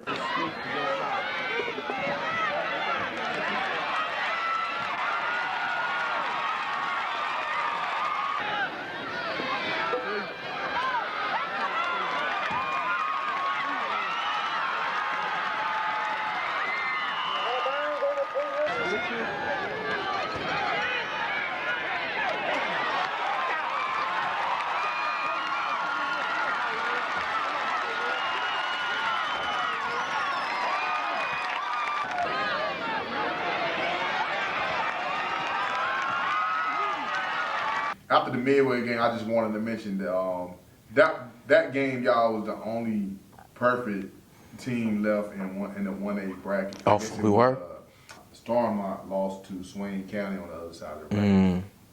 So y'all was the only team left that was perfect. And Yeah, it and was on. Starmount was actually one of those wing T games. They used to come. Okay. They used to come to our wing T camp. For real? Oh, you mentioned that. Yeah. Starmount. It's because Starmount was like in the west part of the state. okay. Well, we actually scrimmaged them too. Okay. Because they used to come to the wing T camp. Okay. Because I remember they used to have guys that came to the wing T camp. Because I remember those guys were kind of like in the mountains. They had a little country accent type, and That's crazy. but they were good. They had some good guys, man. So that makes sense that they came to the wing T camp. So Coach Harrell was probably cool with their coach, and we end up scrimmaging them. We ended up scrimmaging them before that season, and we did well against them. And then, so I didn't even put that together, but yeah, we scrimmaged them and we did well against them, and then they ended up being one of the last undefeated teams before us. So the wing T was really having a lot of success back then. Yeah. Harold knew something in it. Yeah, that wing T was different, man. I know Purnell State was the first to do that camp, that wing T camp. Yeah, that wing T was. I always went to it, man. My mom would, take me out there and we would get it in, man. So, as far as scrimmages, y'all didn't scrimmage Jay's Rolls, nothing like that? We didn't scrimmage. I wanted to play them though, but we didn't scrimmage. I think we scrimmaged. I think they might have been. They were still 4A, a 3A or 4A. Yeah. So we scrimmaged North. I want to say we scrimmaged Northeastern, which was I think 3A or 4A. Okay. We scrimmaged Northeastern. I think we scrimmaged East Surrey, the Tennessee school, and Starmount. So we had I think we had two separate scrimmages, but those were the teams that we scrimmaged them. I felt like we dominated all of them. Talk about the South Robinson game, playing against players like Vontae Lee. Yeah. So like I said, we played South Robinson. That was a couple games before the championship. So we were talking about some real good competition, and Vontae Leach, a future NFL Pro Bowl player. They also had some other good running backs, like you said. They had several guys that had a lot of yards that year. So it was competitive, and the field wasn't in great condition because I believe it had been raining. So the field wasn't in great condition. It was kind of a sloppy game.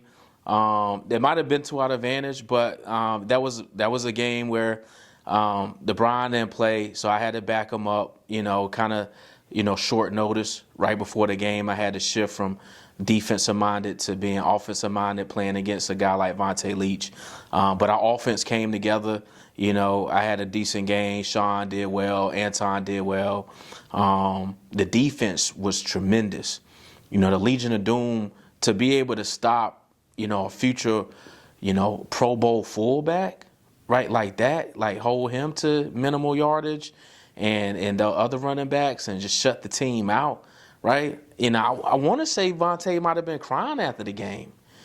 You know, I'm not, you know, like he's had a successful life, you know, like it was emotional. Like cause he probably felt like he was going to beat us. Like that's why I want to put things in perspective. He's a future ECU great, future NFL Pro Bowler. So, and the Coach Harold was letting us know how good this guy was, right? That's one thing Coach Harold was good at, letting us know and preparing us for the level of the caliber of players that we were going to be up against. You know, him and his coaching staff did a great job of preparing us for, you know, scouting the team, understanding who we were playing against and making adjustments in practice so that we could kind of get a good look on what we were dealing with. But yeah, so when we came in that game, we were prepared, and like I said, that was in the playoffs. So I had several games at running back. So at that point, even though it was kind of short notice, I was still able to kind of pivot and make that adjustment. And then, like I said, you know, defense. You know, Maurice Brown was my backup, so he was always ready to come in and fill in that strong safety position. Our defense was ready. Like I said, the Legion of Doom. You know, each of those guys were not afraid of Vontae Leach coming up the middle. They were ready to hit him, and they executed. Our secondary was ready, and you know, unfortunately, South Robinson, they came against a real tough team in us. Like, we were ready. At that point, we were ready to get to the championship, and you know, we didn't care who was coming against us. And that was a good representation. And it was also another you know, example of, even without our star running back, we still gonna make it happen. We still gonna make it happen. Yep. That's wild, man. And then on to the next game, y'all end up having to play Pamlico, and y'all actually shut them out as well. But but LeBron, I guess he comes back this game. Yep. And when he come in, he was the paper highlighted that he already had 1,275 yards, 14 touchdowns coming into the game. But he had 173 yards, 2 touchdowns, and 25 carries, 31-0. But not even just highlighting him, just speaking on this game, because the simple fact y'all just shut out Vontae, and then y'all come and shut out Pamlico, which in fact though with Hudgens, it did say some people came over and said this was going to be his last high school game. Yeah. So just speak on that Pamlico game. Yeah, Pamlico was really intense, and that's when the Brown leadership came in. We got a taste of what he's really about, like when it comes down to being in the trenches, you know, because this was a pivotal game. This is the game that's gonna get us to the championship, right? And again, back to Coach Harold and them, from a scouting perspective, they pretty much was letting us know, like, these guys are cocky. Like, these guys, like, we were kind of listening to them like, oh, they cocky, you know, but they were preparing us, but we eventually saw it. Like, he was like, they're cocky. Like, I think I remember seeing them on Football Friday. One of the running backs did a touchdown, and I think he was doing some break dance, and I think the dude tried to do they were kind of cocky. They were good though. You know, I think they had beat a team like 70-something or something. Like they believed in running up the score. Their personality was, they were a cocky team. You know, we were like, all right, cool. You know, we're ready for Friday. So we get to Friday. You know, we see firsthand how cocky these guys are, right? We have home field advantage. We're undefeated. These guys are telling, you know, Brian, it's going to be his last game. Then on top of that, we got home field advantage, so we come out on the field last, right? That's why we usually did it. The visiting team comes on the field first. We have home field advantage. We come on the field last. We had to set up with the smoke. You know, we go through the smoke and all of that type of stuff. And so we expected to do that, but they demanded to come on the field last. That was disrespectful. DeBron wasn't having it. He had to talk to us as a team. He was upset. And we were too as a team, but he really made it known, like, no, they're not gonna come in here like this, you know, and you know, he had certain words.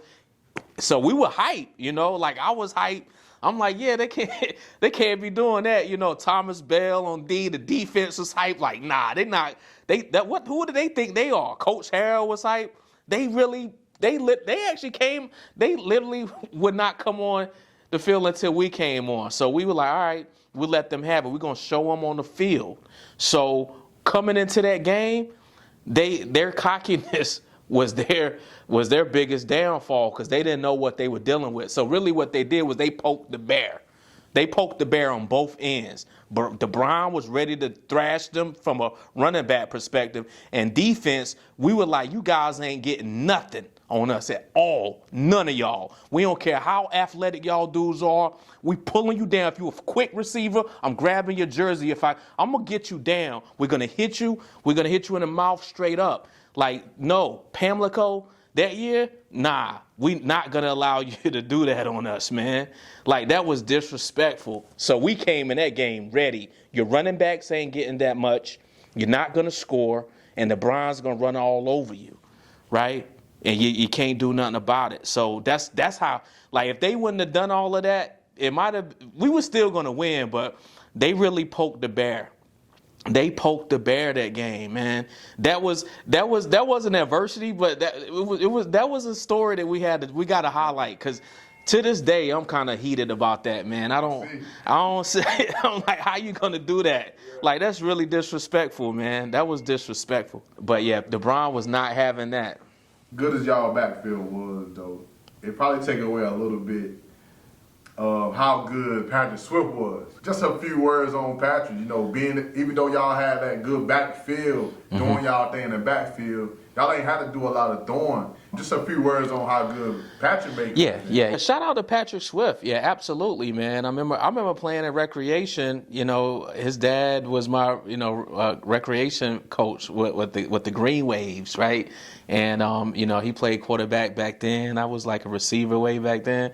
And his mom was one of my teachers. Played with his older brother. So yeah, Patrick was part of the my upbringing as far as playing sports growing up. And he was our quarterback. And so he was locked in, very smart, intelligent guy. He knew the offense very well. So he ran our offense very well, man. He was smart. And he did a great job at quarterback. I would say. But you're right. I mean, we didn't have to throw a lot. When we did have to throw, he was on point and did what he had to do. But, our offense was centered with that wing T. We ran that quick pitch. Then I remember the play, 99 quick pitch. We ran that play a lot where he kind of turns around, pitches the ball, So he did that a lot of times. He handed the ball off, to us a million times. But, Patrick Swift was a great quarterback. He understood the offense. He was one of those type of players that was like a second coach. He understood exactly what, Coach Harrell, Coach Rogers, Coach Jim Bob wanted to get done. And, he meshed well with us as running backs. And running the wing T, he was always part of the wing T camp. So he was bought into the whole program all the way through up to the championship game. So Patrick Swift's a great guy. Got much respect for him and his family. So yeah, he did a great job that year, man. And you're right. I think there was definitely levels of being overshadowed in different respects, right? When you got a guy as good as DeBron, coming into the season, and even culturally, like in this area, everybody knows DeBron, right? So yeah, he overshadowed a lot in some respect. I ended up getting the spotlight because I backed him up, right? He set me up to get some highlights, right? I think the week that I was the academic athlete of the week, I think the announcer on the news station kind of opened up like, hey, he was the backup, but he did a great job. So it was always overshadowed. But Anton Black and Sean Watts, they were exceptional. They had great games. Anton had speed. He was very athletic. Like he could have been the halfback, right? Sean Watts, he was big jelly Watts, but he was quick on his feet. He was strong. He was intimidating to those other teams. He got a lot of yards, a lot of touchdowns. So yeah, as a collective, I enjoy playing with all of them. I was proud of each and every one of those guys, from Patrick to Anton to Sean, and of course DeBron, man. what he was able to do that year. And then, I was proud of myself, man. Quite frankly, to have to take on some of that. So yeah, from Patrick to DeBron to all of us, man, we represented in that backfield, and we ran that wing T. We represented that wing T very well for Coach Harrell, man. He was the coordinator of that wing T football camp, and I like to say that our championship season on offense, we represented it well. We won an undefeated championship running that wing T offense, and each of the running backs that play, even the guys that got a few carries, everybody on that team that got some type of carry playing that wing T, we did a great job. We all did, and the coaches did a great job of preparing us to run it. Like we ran, tons of drills. The drills we ran, countless plays, some of the things that we did to kind of prepare us for, being hit, and, just having the strength and the endurance to get through stuff. It was a good, well-run machine, man, on both sides. But yeah, offensively, Patrick was our QB, and he ran that well. I could speak from experience.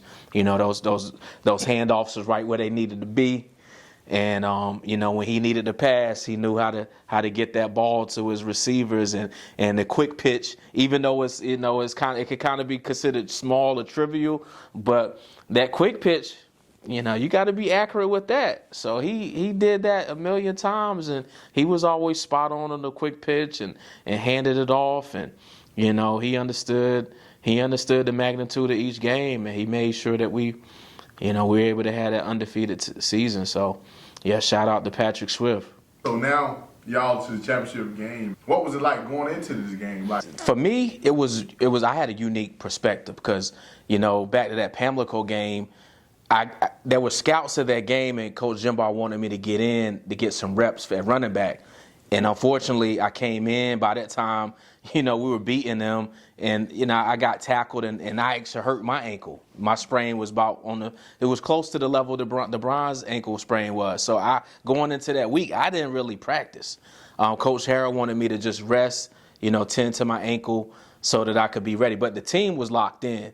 I was kind of looking from afar, watching the practice, and the team was ready. They were locked in. The coaches had the team ready to prepare to play. There was a lot of attention on us from a media perspective. I have to bring up that because Graham, they're in the western part. They're further west, and I think I remember Coach Harrell saying that they had a good weight program. So like they had some guys that were, they were well trained in terms of weight training.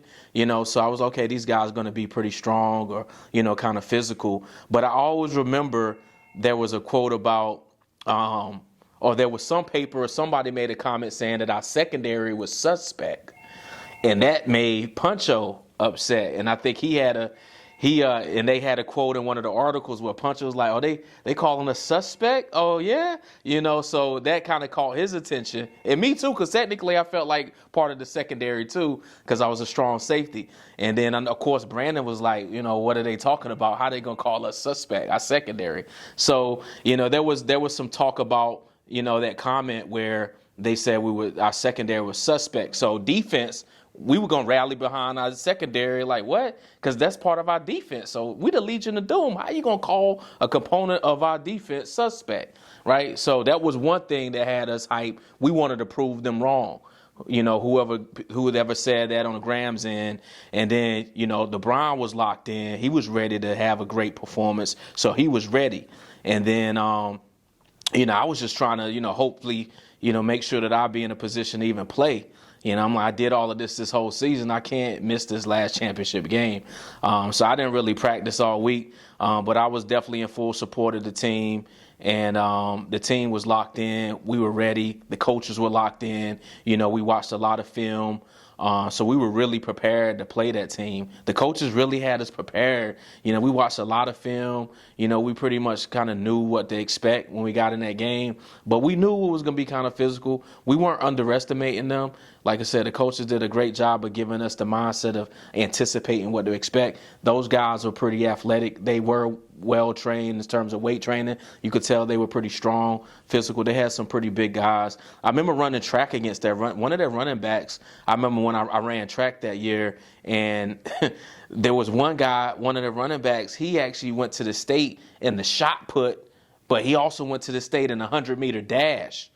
So that kind of tells you, like he was in the weight room. Yeah. He could throw the shot put, but he also was fast. So that's what we were kind of dealing with there. But, when we got to the game, I was locked in.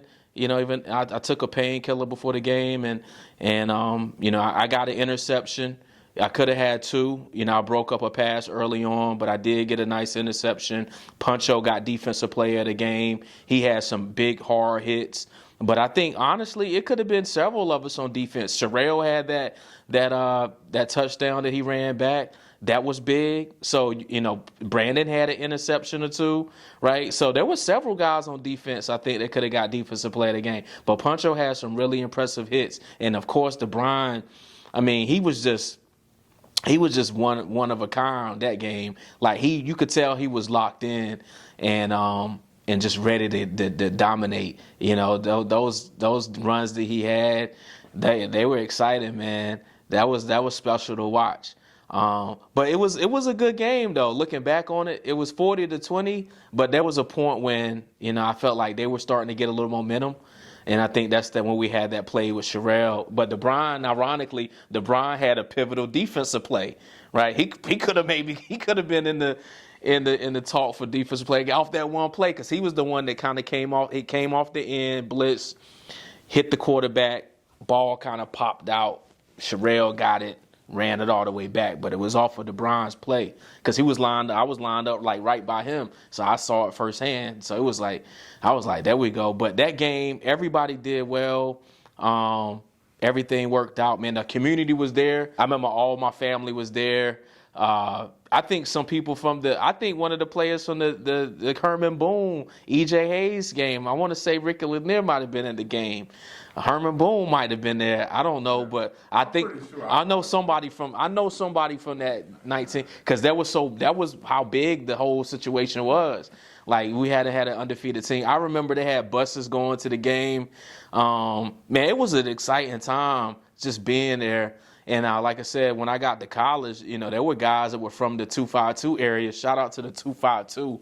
But people from the 252, like, they were like, yeah, man, I remember y'all, man. You from Williamston? Yeah, man, y'all were nice, man. I got guys like from Washington that went to school with me. Like, y'all, I was kind of like following y'all, man. Y'all dudes were really, really, really like that. So it was exciting. That game was exciting.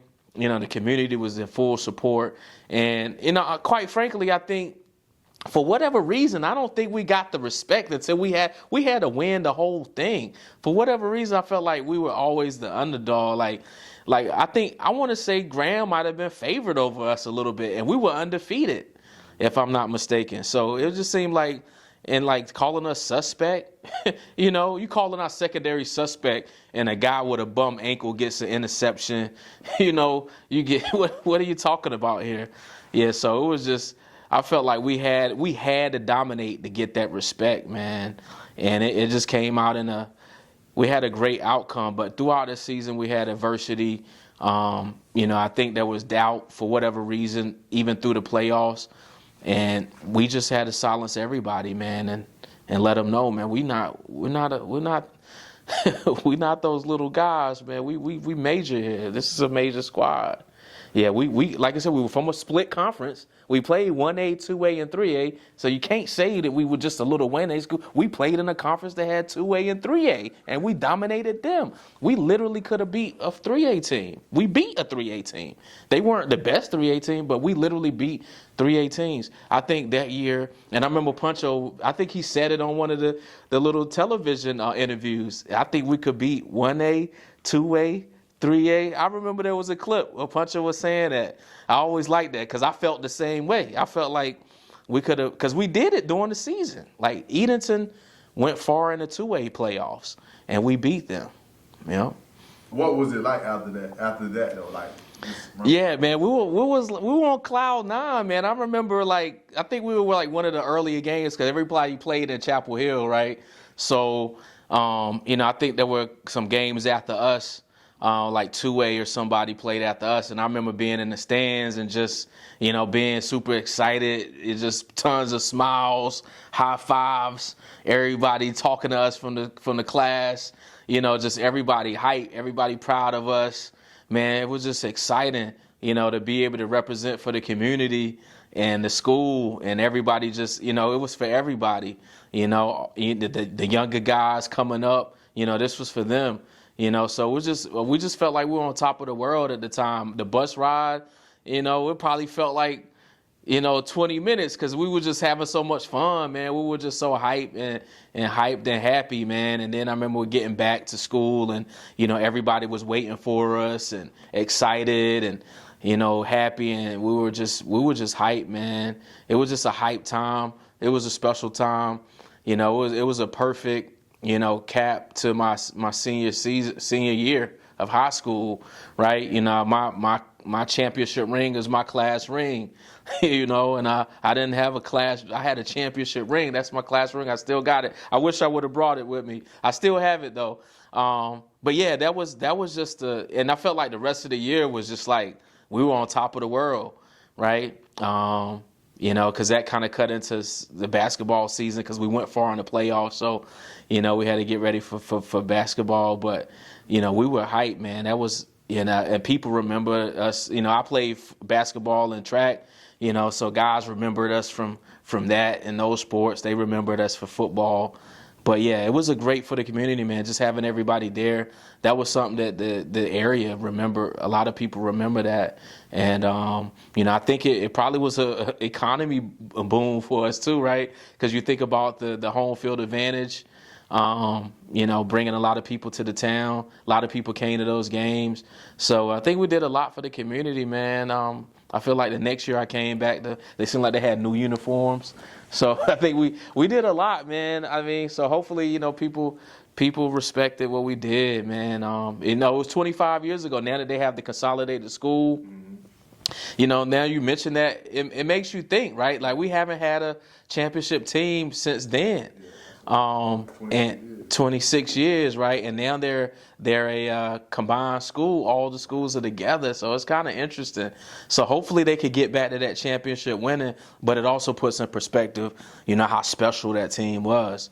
Yep. Because it's taken that long to even get back to that, right? It's still to be done. It's still to be done. We still have to kind of, look back on that. So that speaks to like Coach Harrell and just the culture he was able to create, right? From the early 70s or the 70s up into the early 2000s, the 95 team, even though I personally think we would have won, 95 was special, because we were still in middle school. So without them, I don't even know if we really had that ingrained in our mind, but them by 95 winning that championship, we really had that understanding, like, okay. And just the 95 sports year in general, all of what they did let us know, like, okay, we're going to have to, by the time we get out of high school, we're going to have a championship in something, and that 99 year, we brought it all together, undefeated.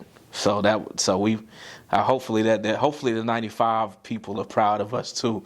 Cause yeah, I think I'm gonna side with 99. But I got the utmost respect for 95, though.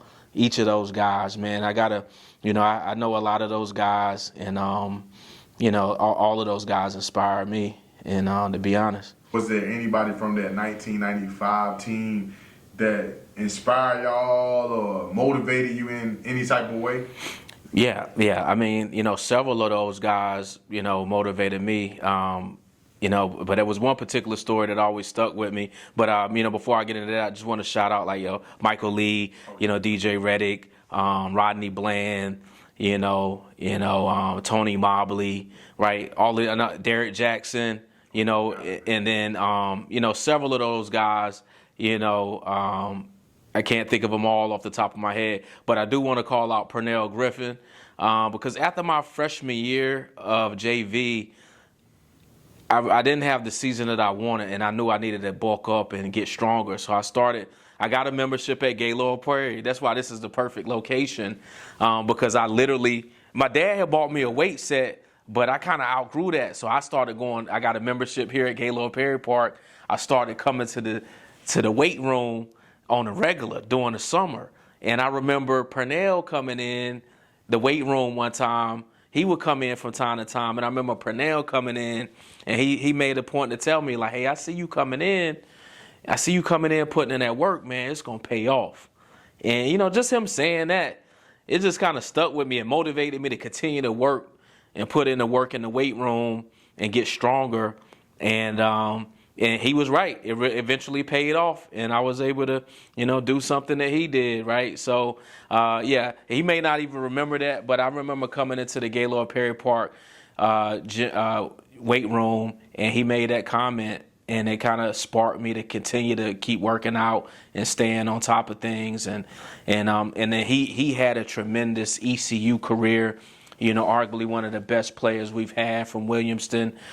So shout out to Pernell. But he was somebody that kind of, you know, he said something, you know, personal to me that sparked me to kind of continue to put in that work. But all of those guys from '95, all of those guys were great athletes, man.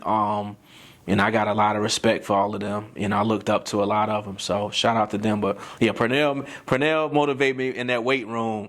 You know, I was like, let me get this. I kept trying to, you know, get my personal max on the bench, you know, and he might have spotted me a couple times.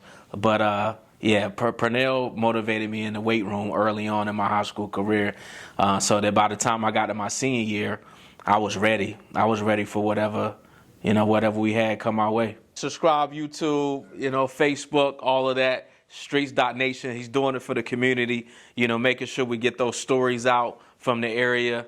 You know, it's all about, you know, motivating the youngsters and bringing positivity to the community. So I appreciate you for getting these stories out there, because I don't know if everybody kind of understands, you know, the magnitude of what we're able to do. And then just the culture that Coach Harold Robinson was able to bring to this town. Definitely want to make sure I honor and respect him. And so appreciate you for giving me this platform to put that message out there. You know, and shout out to those 1999 state champions. You know, Gator. You know, that was our motto. Gator, get after their ass. Yep. So we were pretty tough, man. We were pretty tough. But shout out to 95. But you already know 99 was that squad. Nate did a great interview, the 95 squad. Shout out to Nate. He did an amazing job with that interview. And I know it's like a little friendly rivalry on who championship team was better. But what people got to understand is this. In 95, I was in the 8th grade. Me and Peebo and Puncho were in the 8th grade. We was in middle school. But guess what? We were undefeated in football in middle school. The year that 95 went to the championship in football, we were undefeated in middle school. Okay. Middle school, all I got to say is Peebo. You just gave the ball to him. There were games, Peebo would get the ball, he'd go to one side, run to the other side, run back over here, go about 60 yards, touchdown. I mean, that's all we would see. He was just scoring all the time. Ironically, and I was kind of smaller. I hadn't really gone through my growth spurt at the time. I was the backup wide receiver. Maury was our starting wide receiver, but he had gotten hurt. And then I ended up having some games where I started at wide receiver. And I actually got a couple touchdowns that year. Like I said, DeBron got most of our touchdowns. He really probably got 85% of our touchdowns, probably 90. Mm-hmm. I think Puncho he was a quarterback. He threw some touchdowns, but I think Puncho probably got some touchdowns. I think there was one game against Hertford County where if I'm not mistaken, I remember running a route and catching the ball in the end zone, and I think that won the game. And I think that was a game that we could have lost, but because I remember everybody was hyped. You know, and I remember one of the coaches, I forgot his name. Was it a Donnie? Was it a guy named Donnie something that used to coach? I remember whoever it was came to my mom, was like, you know, when Lance get a little bigger, you know, get a little size, he gonna be good. And I remember him telling my mom that, like, because I started showing a few signs of like being, because at first I just wanted to be on the team. You know, I wasn't thinking, you know, I didn't really know what my athletic career was gonna be like, but I ended up having a couple touchdowns, you know, in the midst of Brian's excellence. I showed some little glimmer of like, okay, I got some athleticism too, and especially like at wide receiver. So Brian pretty much was the star. Okay. He carried that squad. He was like a man amongst boys in middle school, and we pretty much just watch him dominate. I had a couple catches here and there. I've been looking at your videos at Coach Gilmore. The '95, that was the most successful season of sports. So we going to the high school games. A lot of us, we following everything that's going on. So I'm like, we're looking up to those guys. '95, the women went to the championship in basketball. The men went to the championship in basketball. The men won the football championship. The baseball team won the championship. I think their track team, had superstars. They went to several of them went to the state. But I played middle school basketball too under Coach Johnson, and I think Coach Johnson had us scrimmage the women. I think Puncho remember, because Puncho was pretty good back then. Yeah, you remember they do that? Yeah, I remember. Y'all did it? Y'all scrimmaged the women? Y'all scrimmaged? Against the '94 Tigers though. Yeah. The Brooke Bond and them. Yeah. Tracy Bond. Tracy, yeah. We scrimmaged against them, man, and they was nice. I was like, it was. Yeah, they pretty much beat us, man. It was impressive, but I was young, and I was just happy to be on the team back then. Yeah, but Yeah, we did the same thing. Yeah, okay, so you get it. So yeah, we scrimmaged them. So we were part of that whole thing. Like I always say this about like the '95 rivalry with the championship football team, is that the '95 team were our big brothers, that we looked up to. But I would hope that the '95 team would look at the '99 team as the little brothers that they were proud of. That's how I would say it. Without the '95 team, I don't know if we would have all the motivation that we had to really do what we did, because I looked up to all those guys: Chico, Purnell, Rodney Bland, all of those guys. DJ Reddick, he was an academic athlete, right? DJ Reddick went to Duke. I looked up to DJ Reddick. I got student athlete of the year my senior year, because I always looked at DJ Reddick as like that example of like academic excellence, but also good at sports. So. Chico was a guy. Purnell, one of the best football players we've ever had from this town. Like I said, he made that comment at me in the weight room at Gaylord that motivated me. He probably doesn't remember that, but just him telling me like, Lance, I see you coming in this weight room. It's gonna pay off. Like little things like that, man. Big George, all those guys, man, from back then. And then Coach Harrell was impressive. He was an impressive man, because he coached in Williamston from like the '70s up to the 2000s, right? So you got to understand, he's coached so many family members, right? And he's been able to see like, so many generations of players come through. For example, with me, I had an uncle that played for him back in the day, maybe the late '70s, early '80s or something, like Terry GAINER. Because he would remember that. He was like, yeah, your uncle was a good safety, defensive back for me. When I first got to high school, he was evaluating a freshman, and I wanted to play wide receiver because that's what I played in middle school. And he was like, nah, your brother Derek was a good running back. And you need to play running back. So I'm like, all right, I wanted to play wide receiver, but all right, coach, I trust you. So, he just had a knack for understanding his talent, the pedigree of certain folks. He was a great motivator. He was a father figure to many, a second father figure to a lot of us. So yeah, Coach Harrell, I hate that I missed his funeral services and everything, but it's nothing but love and admiration and respect for him and what he did, his legacy. He was huge for a lot of us. He gave me a lot of confidence that I hold to this day. Just being able to bounce back from certain things, pushing through certain games. Like our '99 season had a lot of adversity. A lot of people think, oh, y'all were undefeated, y'all had it easy. But that's one thing I wanted to say, portray in the interview, is that 99 undefeated team is never easy. The '99 state championship team, if I was going to summarize that team, I would say that it was a team of resilience, right? Because even though that was one season, right? Like I think everybody on that team that had a real big role, over the course of our high school careers, like we have been through a lot, right? You know, like there was a season LeBron didn't play, right? You know, I had been on JV, didn't have a real good season my freshman year. You know, Willie would call me fumbles. You know, Dan Van, he had moved to Janesville. You know, he for different reasons and came back. You know, I don't think Chris Moore played every year. You know, it was different. You know, we were a resilient team. We went through more adversity than people think, and we bought into each other.